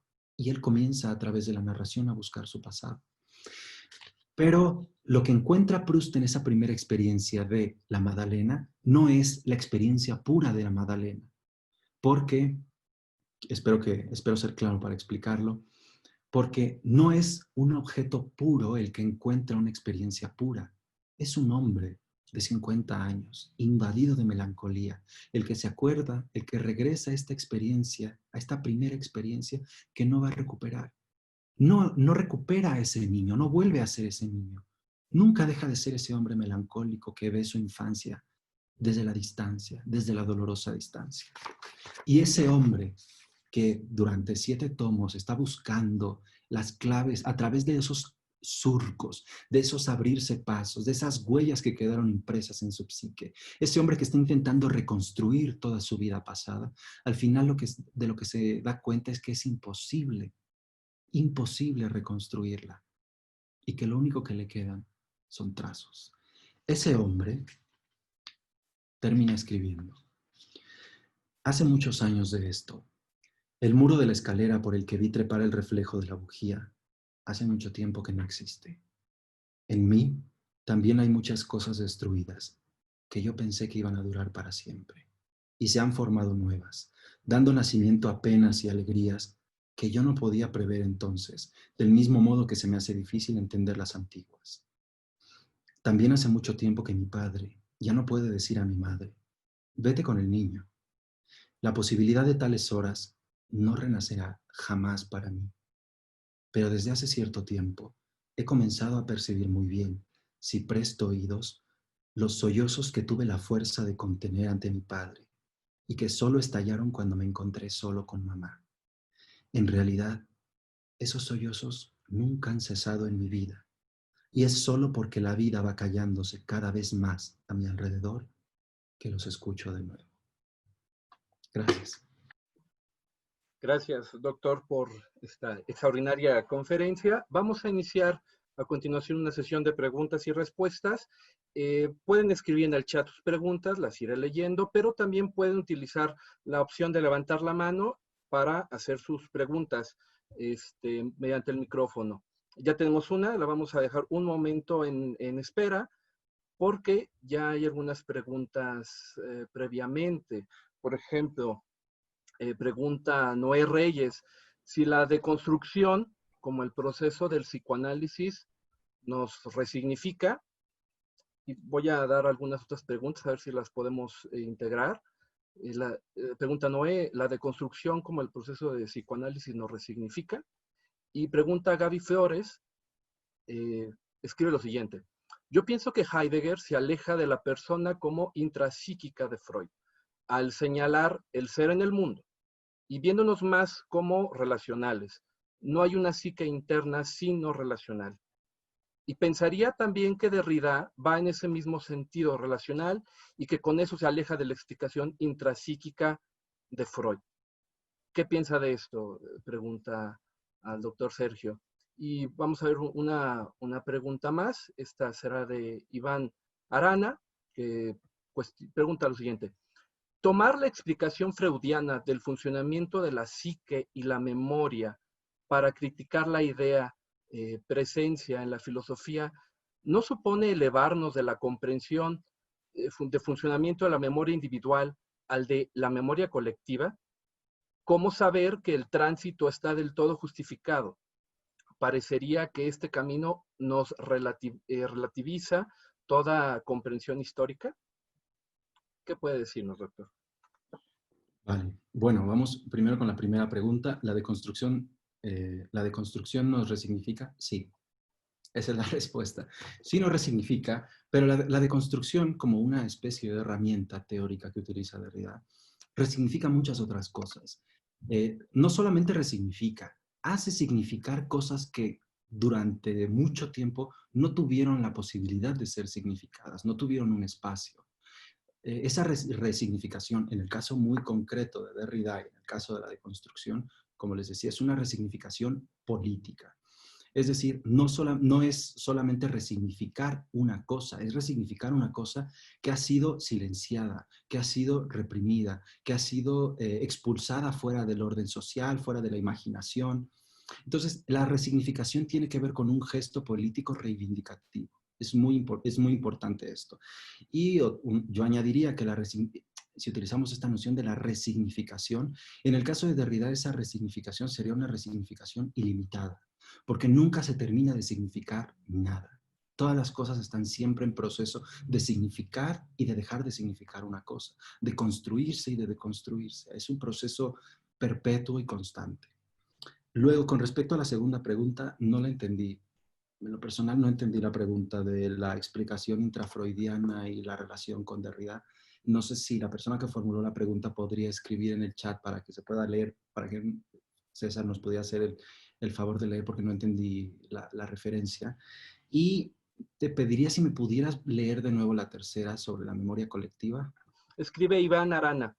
Tomar la Sí. explicación freudiana del funcionamiento de la psique y la memoria para criticar la idea presencia en la filosofía no supone elevarnos de la comprensión funcionamiento de la memoria individual al de la memoria colectiva. ¿Cómo saber que el tránsito está del todo justificado? Parecería que este camino nos relativizaría toda comprensión histórica. Ok. Bueno, primero, siempre es controversial la relación entre la memoria individual y la memoria colectiva, pero digamos que el argumento de Derrida de alguna manera se terminaría sosteniendo porque Derrida está pensando en, de alguna manera, una especie de estructura que nos permite pensar la escritura. No está llenando de significado la escritura, está pensando la escritura tal cual.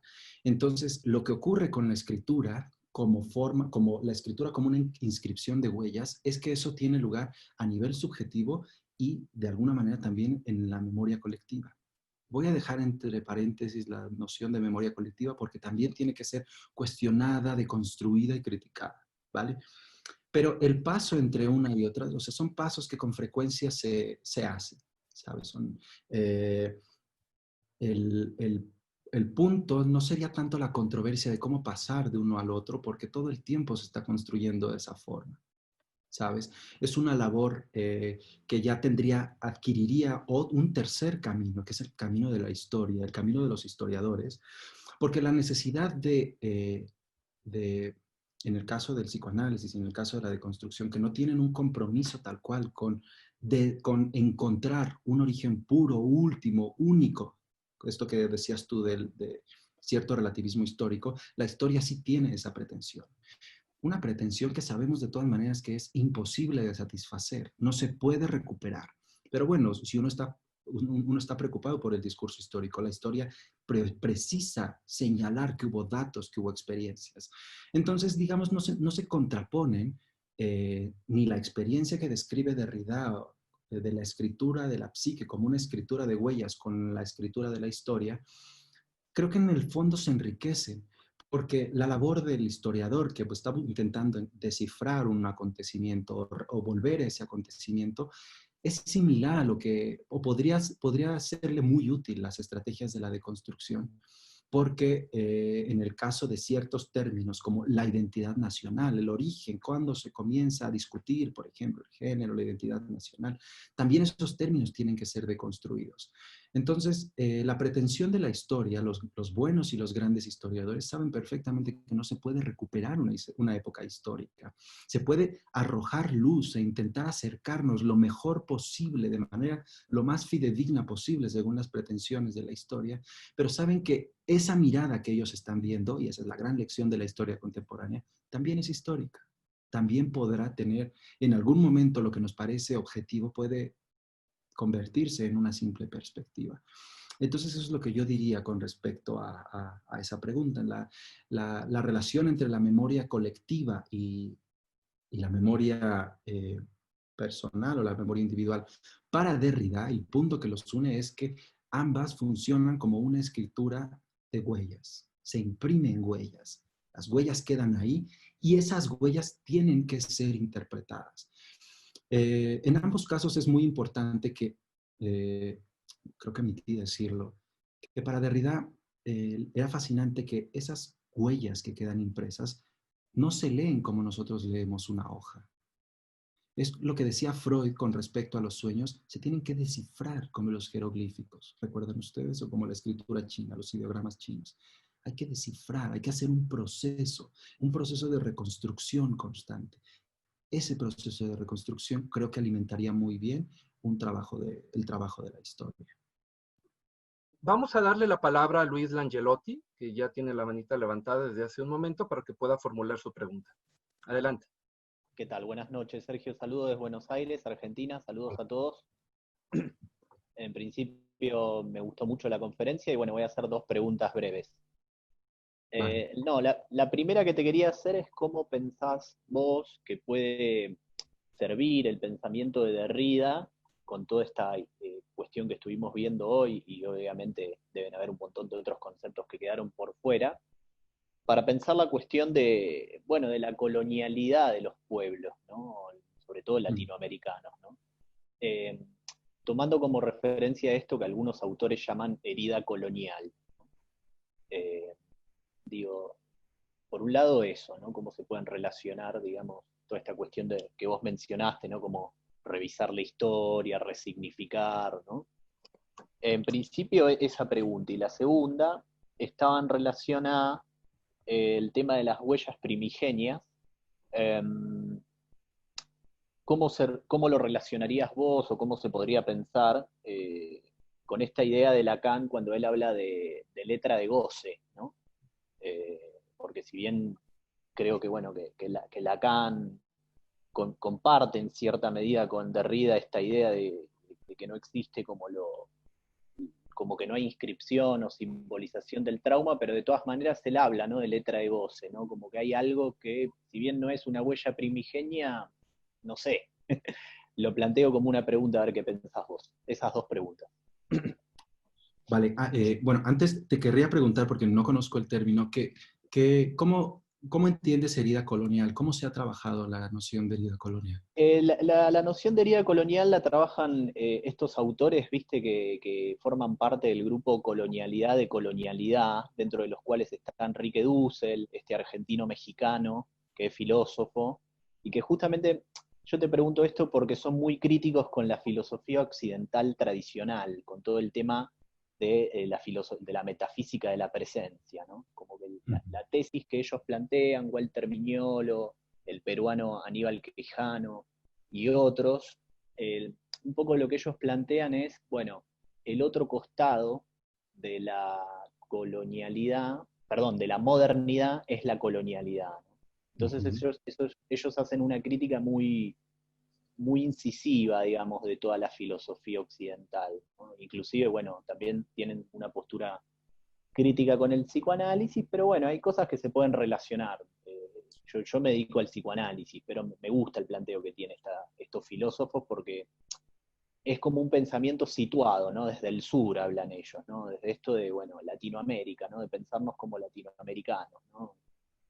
Eh, si querés lo de herida colonial, sacalo, pero sí me interesaría pensar esta relación con cómo los pueblos, ¿no? Podemos resignificar, digamos, ¿no? Nuestra historia, teniendo en cuenta, digamos, 500 años de colonización, ¿no? O sea, digo, nuestro locus enunciativo como sujetos latinoamericanos, ¿no? ¿Cómo nos puede servir a nosotros el pensamiento de Derrida, así como nos puede servir el psicoanálisis, el marxismo, Nietzsche, Foucault, cómo nos puede servir a nosotros para, de alguna manera, resignificar nuestra identidad, el pensamiento de Derrida, digamos, ¿no? ¿Cómo lo pensás vos, no? Obviamente, imagino que esto se puede investigar, ¿no? Pero digo, Gracias por las dos preguntas.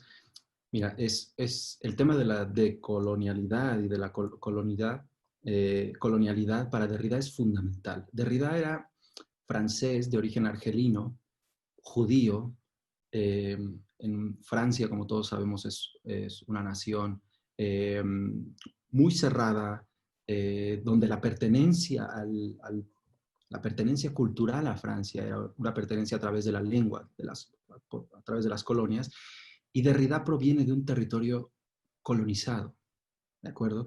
Entonces, para Derrida la preocupación de la deconstrucción justo apunta a lo que está señalando tú, es una de las grandes preocupaciones de Derrida.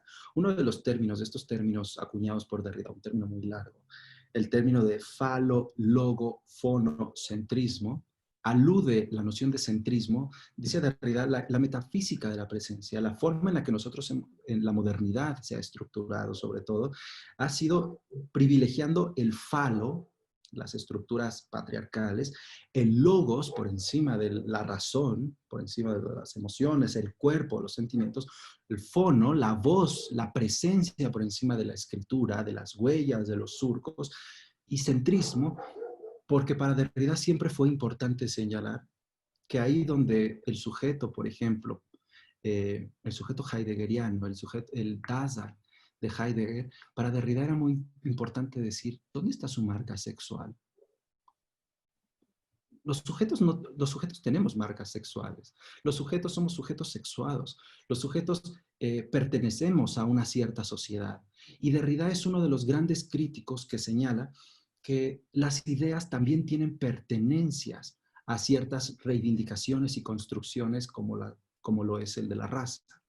Entonces, la deconstrucción tiene como finalidad eso, Derrida en algún momento, en un diálogo que tuvo con Elisabeth Rudinesco, decía que no se le escapaba, por supuesto, la paradoja de que él que criticaba el eurocentrismo, el falocentrismo, la concepción de que Europa era el centro del mundo y todos los demás, pues no existimos, o si existimos somos una periferia muy extraña, decía Derrida que no se le escapaba, por supuesto, que para reivindicar la importancia de deconstruir el eurocentrismo, la raza, el sexo, no se le escapaba que recurría justo a la tradición que ha cimentado todo esto, la tradición de la filosofía, ¿no?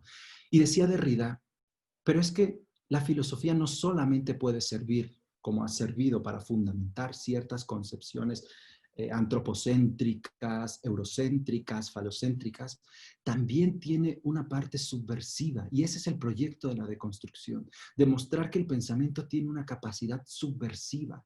Eso es lo que encuentra Derrida en Freud, por ejemplo. Eso es lo que el acercamiento que lleva a cabo Derrida en Freud es muy distinto, por ejemplo, del que lleva a cabo Deleuze. Porque Derrida encuentra que en Freud, las estructuras que plantea Freud, lo que más le fascina a Derrida es que esas estructuras no son fijas. Todo el tiempo Freud está dudando, todo el tiempo Freud está en movimiento. En una conferencia que dará en 2001, me parece, hace una crítica mordaz a los psicoanalistas que se reúnen para un congreso que han convocado René Mayor y Elisabeth Rudinesco, les hace una crítica mordaz porque les dice, Freud con lo rico que es para pensar y ustedes lo único que hacen es repetirlo como si lo hubieran entendido. Entonces el proyecto de la deconstrucción es ese proyecto de volver a leer, de deconstruir, de cuestionar las estructuras. Y las estructuras, te digo, que están contenidas en su noción de la crítica al falo-logo-fonocentrismo, son una prueba de la importancia que tiene para Freud cuestionar para Derrida pensar este tipo de centralidades. Entonces, que Derrida sea uno de los aliados del pensamiento decolonial me parece absolutamente normal, porque esa era una de sus pretensiones, esa era una de sus batallas perpetuas y constantes, ¿no? Con respecto a la letra de Goce, la relación es muchísimo más complicada, porque, bueno, como sabes, hay una controversia, una de estas controversias que sacan chispas entre Derrida y Lacan, porque Derrida bajo ninguna circunstancia estaría dispuesto a utilizar esta expresión, letra de Goce, porque Derrida vería en utilizar el término letra, eso que tanto le criticó a Lacan, caer de nuevo otra vez en la estructura de la metafísica de la presencia. A Derrida lo que le gustaba tanto de la escritura psíquica de Freud es esto que describe Freud en Interpretación de los sueños. Los sueños se abren paso, horadan, dejan una huella y esa huella funciona como un rebus o un jeroglífico. No pueden ser una letra porque exigen un acercamiento distinto. Es una escena distinta. Entonces Derrida cuestionaría muchísimo, te digo, sería difícil que te pudieras responder cuál sería, cómo podría Derrida aceptar o no la noción de la letra de Goce de Lacan, partiendo de eso, de que el término letra en sí mismo para Derrida sería muy, muy problemático. Tuvieron muchos desencuentros, sobre todo con respecto a la interpretación del famoso seminario de la carta robada, con respecto a si llega, el mensaje llega o no llega, qué pasa con los envíos. Hay un texto maravilloso de Derrida, no sé si lo conoces, que se llama La tarjeta postal de Sócrates a Freud y más allá, donde de alguna manera me parece que ahí está incluido un pequeño texto que se llama Por amor a Lacan, donde como que hace las cuentas con Lacan.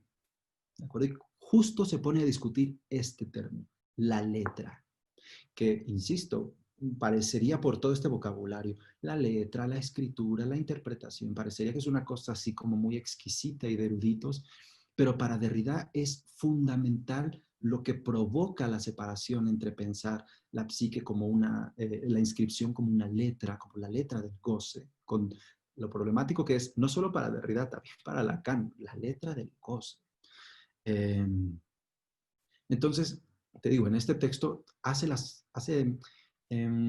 como que repasa de alguna manera sus encuentros y sobre todo desencuentros con Lacan. Derrida tenía la impresión de que muchas de las formulaciones que hacía Lacan ya estaban presentes en él o eran parte de su propio pensamiento. Entonces, eso es lo que podría decir con respecto al problema de la letra de Goce. Vamos a retomar otra participación con micrófono. Fer Magallanes, te vamos a otorgar la palabra. Hola, ¿qué tal, Sergio? ¿Cómo estás? Me da mucho gusto estar aquí y me ha gustado. A mí me ha dejado bastante sorprendida la manera tan clara en que tú dices, ¿no? Leyendo Freud y Derrida, la entrada a la escena no es la entrada a la escena onírica, sino la entrada a la escena de la escritura, ¿no?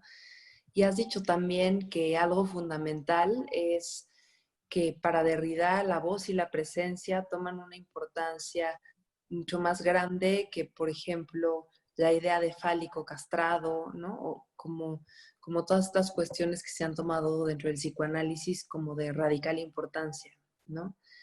Entonces me hace pensar en una pregunta, ¿no? Que supongo que será para pensar juntos mucho tiempo, pero quisiera ver así como de entrada, ¿tú qué piensas acerca de esto? ¿Cómo es que la escena de la escritura podría replantear la manera en que hemos pensado en psicoanálisis la escena primaria como un ordenador de la diferencia? Mucho podríamos decir al respecto de este texto. Yo he querido plantearles el panorama al que se enfrenta Derrida y la riqueza que encuentra en Freud. Pero una de las, insisto, mucho podríamos decir al respecto de la escena de la escritura. A Derrida le encantaba que en Freud parece que las cosas, insisto, contrariamente a lo que ha ocurrido con las tradiciones en las escuelas propiamente psicoanalíticas, a Derrida le fascinaba pensar que en Freud el placer no es una sola cosa, que la identidad no es una sola cosa y que siempre están en movimiento. El placer puede devenir en cualquier momento displacer y ese es uno de los grandes problemas de la economía de la psique. Entonces, toda esa confusión, ese terreno oscuro que hay en Freud, eso que Freud, cuando comienza más allá del principio del placer y dice, me voy a introducir en la parte más profunda y oscura del alma humana y no sé qué es lo que vaya a pasar y voy a especular, dice. No hemos puesto suficiente atención en eso. Freud dice, necesito especular, con todas las resonancias que tiene especular. Porque cuando nos adentramos en esta parte muy profunda, y ahora voy a la escena primaria, dice Freud, y me parece un gesto de profunda honestidad intelectual, lo único que podemos hacer es ir a tientas. No podemos hacer otra cosa, ¿de acuerdo? Con todo el cuidado que implica. Luego la entrada a la escena de la escritura no solamente es la entrada a una cierta escena, es que es el inicio, o podríamos decir así, la fundación, la entrada a la subjetividad, a cierta forma narrativa. Como les decía, no es que esa escena esté ahí y el individuo aparezca, la escena aparece en el choque de la diferencia. Ahí es donde aparece la escena. Así como no existimos nosotros sin el otro que nos afecta, sino el otro que nos altera, el otro sexuado que nos puede limitar, cohibir, a esa construcción también de la sexualidad que puede funcionar como un otro que limita nuestros movimientos y nuestros desplazamientos. Todo eso es lo que en su choque, en la multiplicidad entre nuestro deseo y el mundo exterior, produce la escena. Y esa escena que se produce es una escena de escritura. Pero eso no significa que, como decía Lacan, no haya cosas que no dejan de no escribirse. El mismo Derrida dirá más adelante que esa escena está acechada constantemente por trazos que no han logrado ser trazados. Los fantasmas, la escena está poblada de fantasmas todo el tiempo, ¿no? Fantasmas que nos denuncian, que nos demandan atención. Entonces, en este sentido, me parece que el texto de Derrida o las interpretaciones como las de Derrida, si uno se acerca al texto de Freud después de leer a Derrida, la primera impresión que tenemos es, pero claro, ¿cómo es que no lo habían visto? ¿Cómo es que llevamos 100 años leyendo Freud y nos habíamos detenido en otro tipo de cosas que nos pintaban un Freud muy estructurado, muy acartonado, con esas estructuras, la terminología que señalaba Fernanda, con la importancia de la castración, el falo, y olvidamos todos estos procesos que están en el pensamiento? Con respecto a la escena primaria, que es un ordenador de la diferencia, Derrida diría que la escena primaria o la escena originaria es una escena que es una escena en unas circunstancias y probablemente sea otra escena en otras circunstancias. Incluso narrando la misma escena, lo que ocurre con los individuos que intentan narrar esa escena cambia todo el tiempo, se reescribe esa escena. Entonces, la escena primaria es lo que ocurre con la escena primaria es algo similar a lo que ocurre con la arqueología. ¿Te acuerdas que Freud en algún momento piensa la psique, piensa lo que ocurre, lo que pasa en la parte más profunda de la psique, como visitar las ruinas de Roma? ¿Te acuerdas? Dices, vemos todos los procesos constructivos y compara la psique con Roma. Lo mismo ocurre con la escena primaria. ¿Cuándo es que nosotros descubrimos los orígenes más profundos y primigenios? En el futuro, con la tecnología. En el futuro sabremos qué fue nuestro pasado o reconstruiremos o inventaremos el pasado.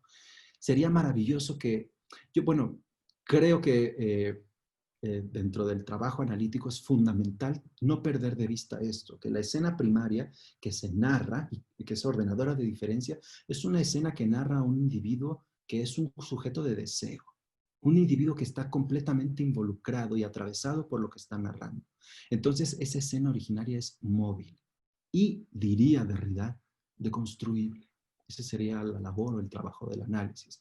De cualquier manera, no deja de ser problemático por todo lo que viene de la mano, Pero para mí es importante abrir esa posibilidad, o sea, concebir la escena originaria como eso, una construcción en donde el sujeto que narra, el sujeto que habla, está atravesado todo el tiempo. Su deseo está atravesado, su cuerpo está atravesado por él. Los fantasmas que acechan esa escena, que se escribe o no se escribe, están todo el tiempo ahí actuando. En el caso de la experiencia traumática, que les decía yo que tiene esa doble vertiente entre concebir el trauma como un acontecimiento o como una narración, sabemos que hay ocasiones en las que, digamos, el dispositivo analítico se ve absolutamente impotente para acercarse a la experiencia traumática, porque ante la regla de oro de diga lo primero que le viene a la mente, ¿qué hacemos cuando los individuos justo no recuerdan, no pueden recordar, no hay palabras para recordar? Como ocurría, por ejemplo, con los Hibakusha, aquellos individuos que sobrevivieron a los ataques de las bombas nucleares en Hiroshima y Nagasaki, que llevaban literalmente en su cuerpo y en su interior las huellas de lo que ocurrió y no podían narrarlo, no había espacio. En el caso de las construcciones, si nos abrimos un poco más nuestra perspectiva para pensar la decolonialidad, para pensar la diferencia sexual, para pensar las jerarquías, el falocentrismo, el heteropatriarcado, formas que se están cuestionando ahora de una manera más crítica, tendríamos que pensar también que el silencio, esos silencios que han atravesado ciertas estructuras, han estado acechando como fantasmas todo el tiempo. Todo el tiempo hay algo ahí que quiere enunciarse. Entonces, a nivel social, estos fantasmas también entran y a nivel subjetivo también constituyen la escena primaria. O sea, no hay la escena primaria que ordena la diferencia, es una escena que en sí misma está atravesada por la diferencia y por el deseo. No puede ser de otra forma. Pero de cualquier manera te agradezco mucho la pregunta porque me haces girar y voy a seguir pensando con respecto a esto. Voy a leer 3 preguntas. Una es de Juanita, quien pregunta si desde la perspectiva de Derrida, ¿qué papel juega la presencia del inconsciente en la reescritura de la subjetividad?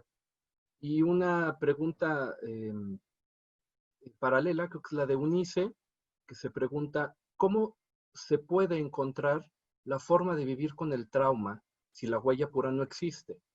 ¿Cómo localizar el origen si solo estamos reescribiendo los surcos y si la narración es ficticia? Y por último, una pregunta que integra lo que cuestiona Pablo y Emilio, quienes te solicitan que puedas ofrecer biografía. Ya comentabas sobre el libro Estados de ánimo del psicoanálisis de Derrida, pero ¿qué otras obras podrías recomendar al auditorio para entrar al pensamiento de Derrida y a su relación con el psicoanálisis? Vale, primero la primera pregunta me dijiste que es de Juanita, ¿vale? Sí. La presencia del inconsciente en la escritura de la subjetividad. Mira, lo primero que a Derrida le llamaría la atención de la pregunta sería que el inconsciente podría ser caracterizado como una presencia.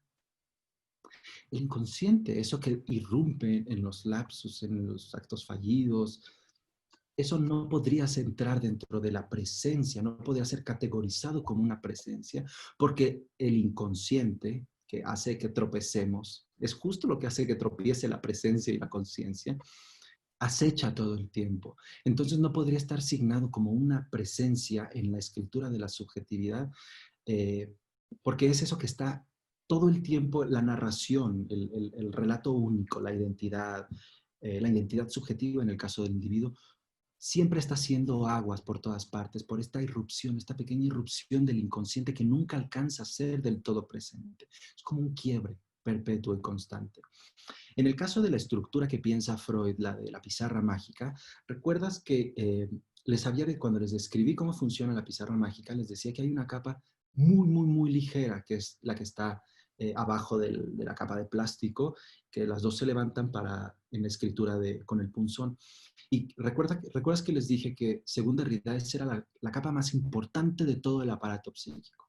Esa capa delgadita, delgadita, ligera, la que es muy fácil de de destruir, la que el punzón podría rasgar, es el inconsciente. Lo dice tal cual Derrida en Freud y la escena de la escritura. Entonces, el inconsciente está en ese espacio intermedio, ¿sabes? Lo fascinante del descubrimiento freudiano del inconsciente es que está en ese espacio intermedio, no es una presencia, tampoco es del todo una ausencia, funciona más, diría Derrida, como un fantasma que está ahí todo el tiempo irrumpiendo, destruyendo esta narración de la conciencia, de la identidad personal que nos hacemos, pero tampoco es que esté exento del todo. Entonces, la presencia del inconsciente en la escritura de la subjetividad sería como un fantasma, ¿de acuerdo? La presencia del inconsciente en la escritura sería la de eso que cuestiona que pueda haber algo absoluta y totalmente presente. Ese es el papel que desempeña en la escritura. Luego, en el inconsciente es donde estas huellas que quedan, estos surcos que quedan trazados, es donde quedan de alguna manera grabados. Es ese espacio donde quedan grabados.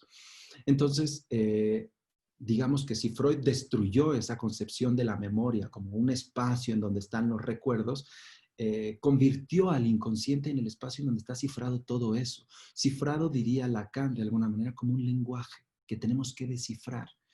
Entonces, la importancia del inconsciente es que es el espacio en donde se cifra, se tiene que cifrar y descifrar la escritura. No puede ser nunca la presencia, no puede ser algo que se presente en la escritura, porque es el espacio propio de la escritura de la psique. Luego, la segunda pregunta, la segunda pregunta, sabía que iba a aparecer esta preocupación, porque es una preocupación constante que atraviesa cuando uno se acerca al texto de Derrida.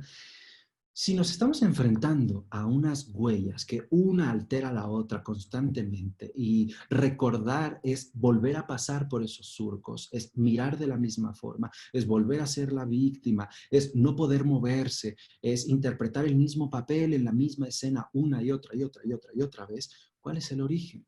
Tiene que haber algo fuera de todo esto. Eso es la siguiente pregunta. ¿Cómo localizar el origen del trauma si la narración es ficticia? Es que el hecho de que la narración sea ficticia y que no haya un origen puro, no implica que no haya un origen. Solo que el origen no es puro. Eso es una convicción que debemos de tener desde el principio. Los individuos, cuando escuchamos a los individuos, por supuesto que dicen saber o en algunos casos mencionan o enuncian como el origen. Ese origen casi siempre ocurre, pasado un tiempo, que ese origen tiene muchas otras cosas ahí envueltas, que si lo pensamos, insisto, si pensamos el origen de manera lineal, como en la temporalidad lineal, como algo que está en el inicio y en un inicio y antes de eso no hay nada, no funciona. Pero el hecho de que no haya un origen puro no significa que no haya un origen sobre el cual los individuos se asientan. No significa que no haya un punto en el que significado y significante coincidan o que haya eso que Lacan llamaba el point du capiton. Esa unión, ese anclaje, lo hay. O sea, funciona.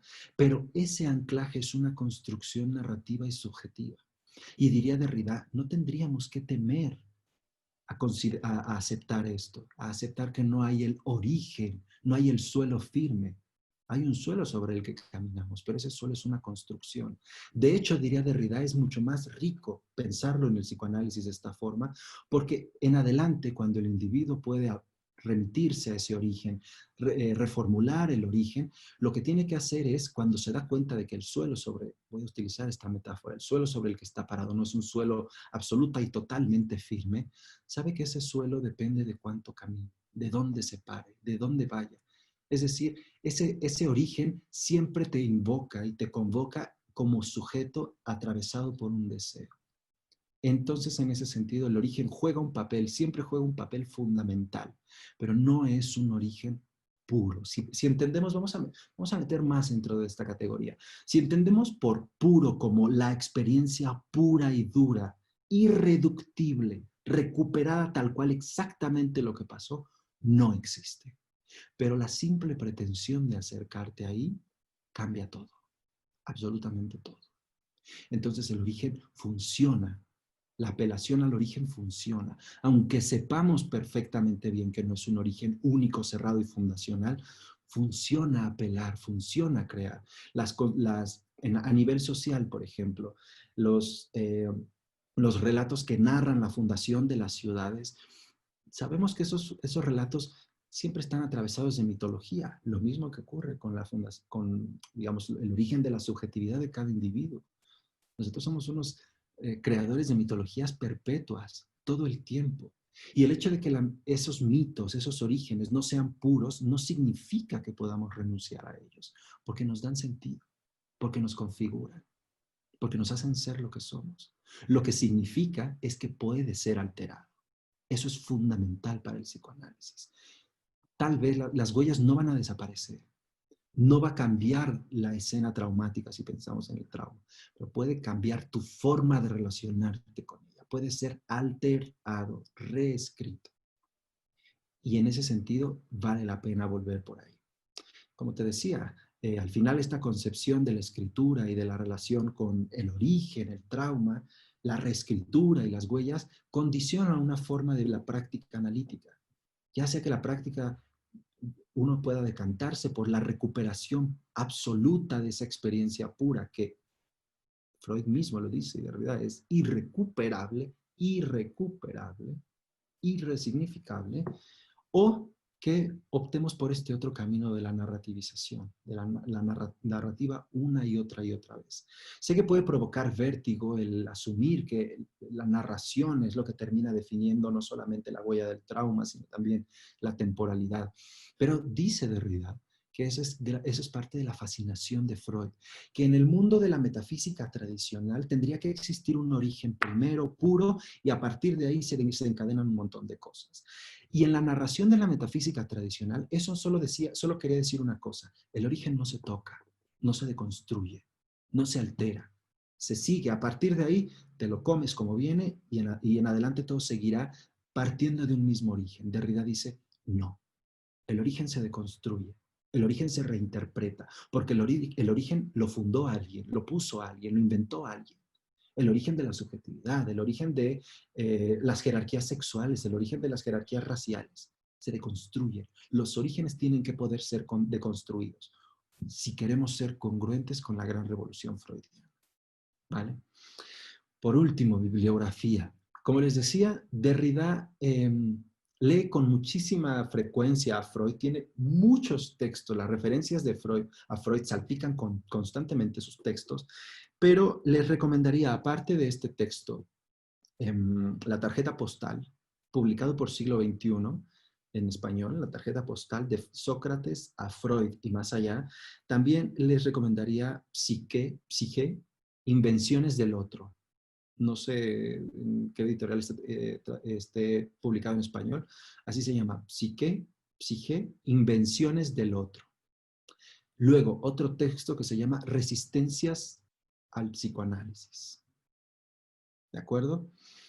Y un texto bellísimo, bellísimo que escribió Derrida cuando en una conferencia que dictó en Londres, en los archivos, en la casa Archivo Freud, sobre el archivo, sobre el problema del archivo, sobre quién, eso nos compete mucho a nosotros, sobre quién tiene la potestad sobre el archivo de alguien.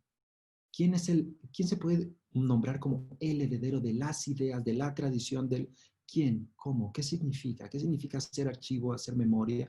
Y lo hacen en la Casa Museo Freud, pensando a Freud de manera performativa, no solamente pensando la obra de Freud y lo que dice Freud sobre la memoria, sino Freud mismo en el espacio en el que vivía y los archivos que guardan la memoria de este hombre. Ese texto se llama Mal de archivo, muy recomendable también.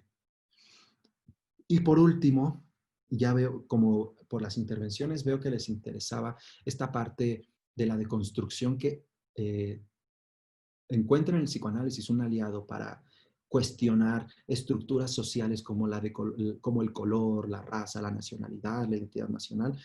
La maravillosa conferencia que dio en el coloquio con Elizabeth Roudinesco y René Major, publicada por Paidós y que se titula Estados de ánimo del psicoanálisis. Maravillosa.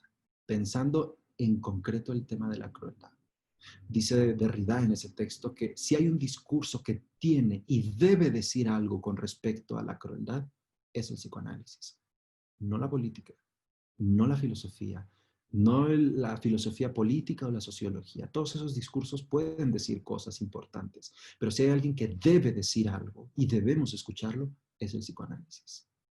Entonces esos son los textos que yo les recomendaría. Insisto, pueden leer. Hay un montón de referencias a Freud, pero en estos textos él directamente lee a Freud y se posiciona como lector de Freud. Vamos a tener una intervención más de Andrés, quien está levantando la mano.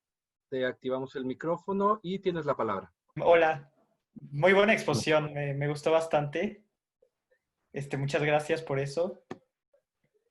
Y quería preguntar, cuando dices que el trauma solo es la expresión de sí, o dijiste algo similar, no me acuerdo de la expresión concreta, ¿significa que el trauma se va construyendo con la continua percepción, con los estímulos continuos del presente? Lo voy a explicar de una manera visual. A Freud le gustaban mucho las metáforas visuales. Imagina una experiencia traumática, algo que impacta, ¿de acuerdo? Que se abre paso, que te deja una huella profunda, ¿vale? Que deja una huella profunda en la psique. Sobre esa psique que tienes, porque no tienes dos psiques, sobre esa psique se volverán a escribir un montón de cosas, muchas. Muchas de ellas no serán traumáticas, pero estará esa huella de la experiencia traumática. Y sobre esa huella se imprimirán otros recuerdos y un montón de cosas. Puede ser que esa huella, no lo sé, haga que tengas miedo a estar solo por la noche, ¿vale? Y eso modifique o condicione o cree una conducta en ti. De tal modo que tú no estás repitiendo la escena traumática tal cual, pero estás repitiendo una conducta provocada por ello. Entonces, esa escena produce efectos. Cuando se repite una y otra vez y produce, en el ejemplo que te estoy poniendo, o ansiedad, o desesperación, o tristeza, comienza a configurarse el trauma. El trauma no es una experiencia, sino todos los efectos que ha tenido, todas las resonancias que ha tenido. O sea, el trauma, si se quedara en sí mismo como un golpe único que se imprimió y no volvió a aparecer y no volvió a tener un efecto, propiamente no podría constituirse como un trauma. Lo que es traumático es que la experiencia traumática acecha todo el tiempo, viene, se repite, se encubre en ocasiones, como dice Freud, y ese es parte del trabajo analítico, no aparece en toda su presencia, aparece a través de los síntomas, de la ansiedad, de la desesperación, de la angustia. Entonces, la narración, lo que yo decía es que el trauma es la narración del trauma, porque en esta concepción dual del trauma o como una experiencia única o como una narratividad, digamos que la concepción más propiamente psicoanalítica sería que el trauma es todo el cúmulo de experiencias y resonancias que provocó la experiencia traumática. ¿Sabes?